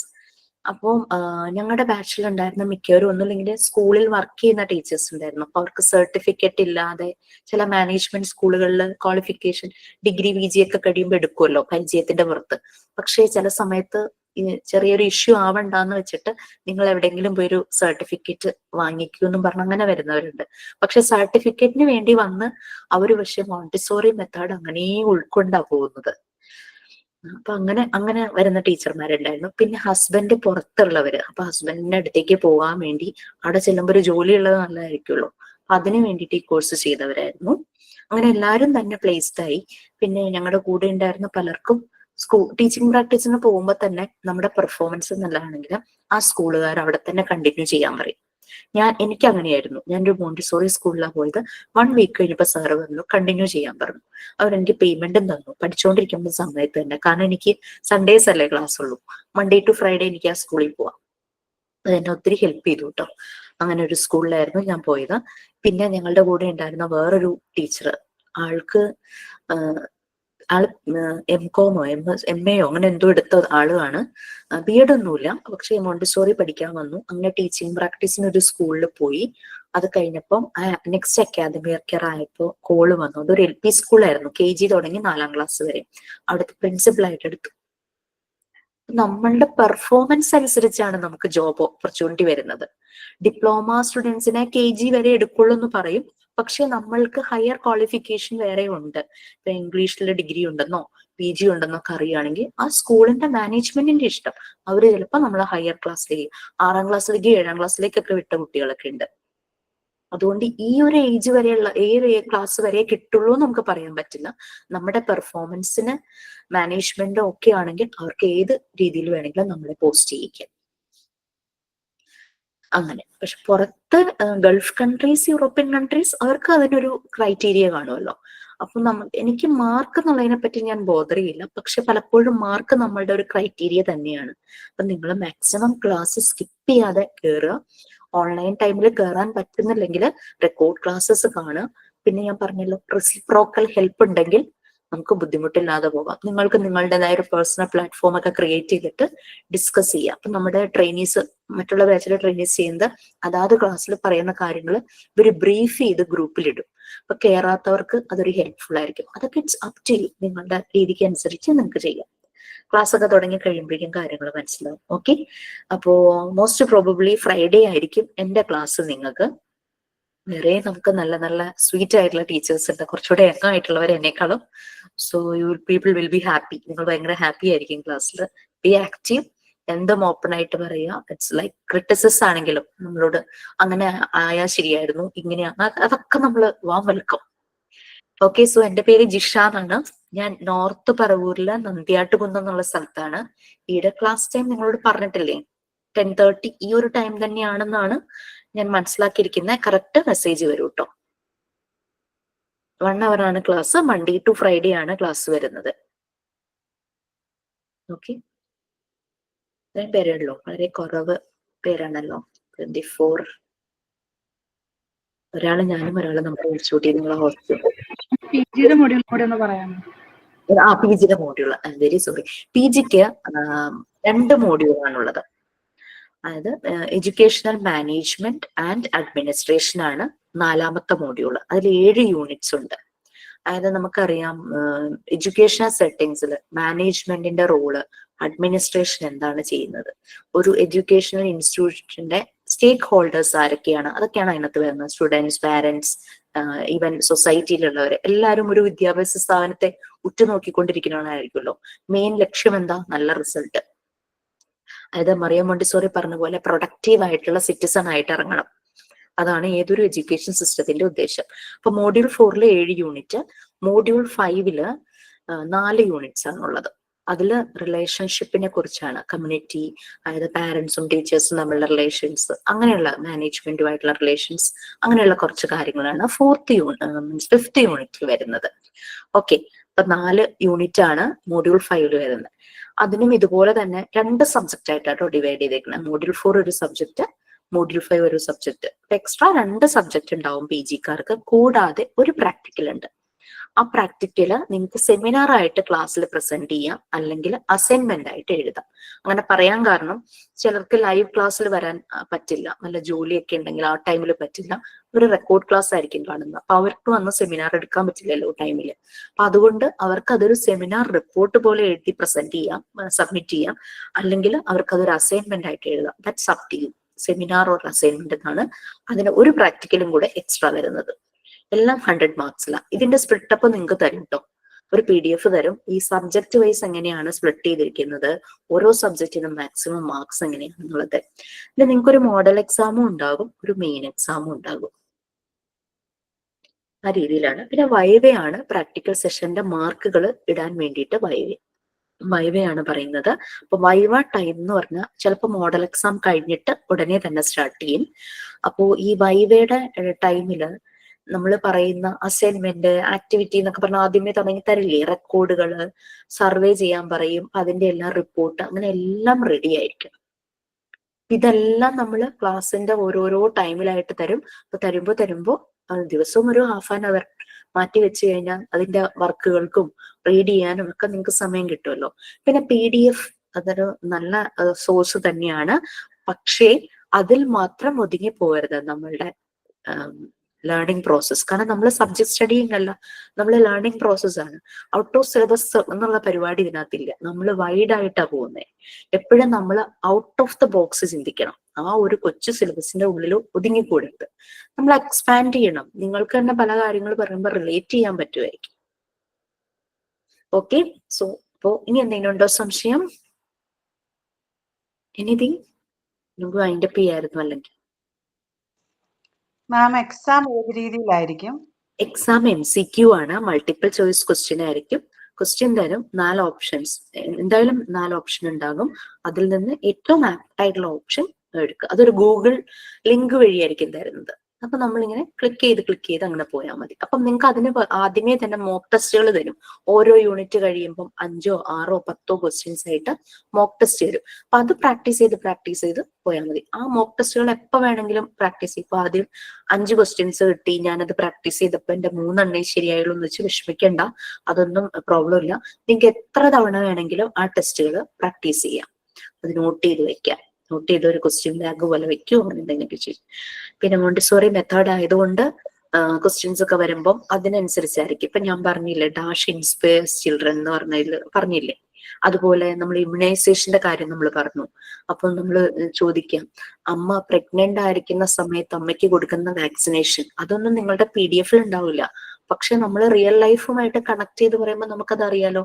ഏതാ കൊടുക്കുന്നത്? പ്രഗ്നൻസി ടൈമിൽ അമ്മയ്ക്ക് കൊടുക്കുന്ന വാക്സിനേഷൻ ഏതാ? ഏത് വാക്സിനാ കൊടുക്കുന്നത്? യെസ്, പറഞ്ഞു.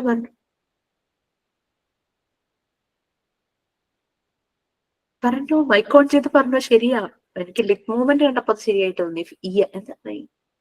എന്ത് Lawrence? ഇയാന്നോ ഫിയാന്നോ?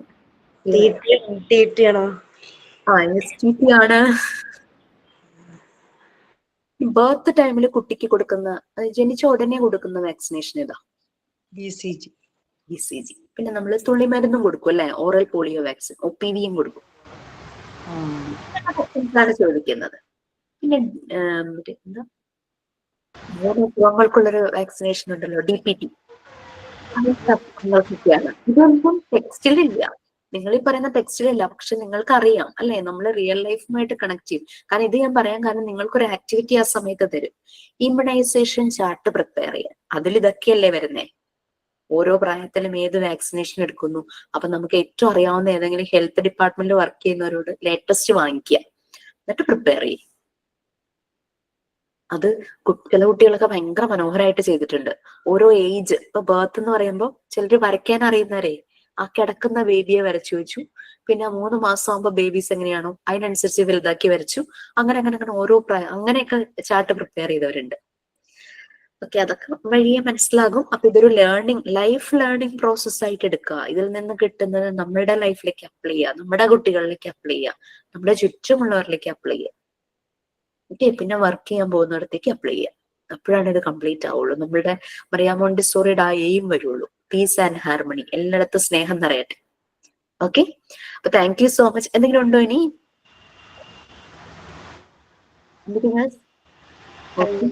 Thank you, ma'am. Bye. Have a nice day. Thank you, ma'am. We will meet. Okay. Thank you ma'am.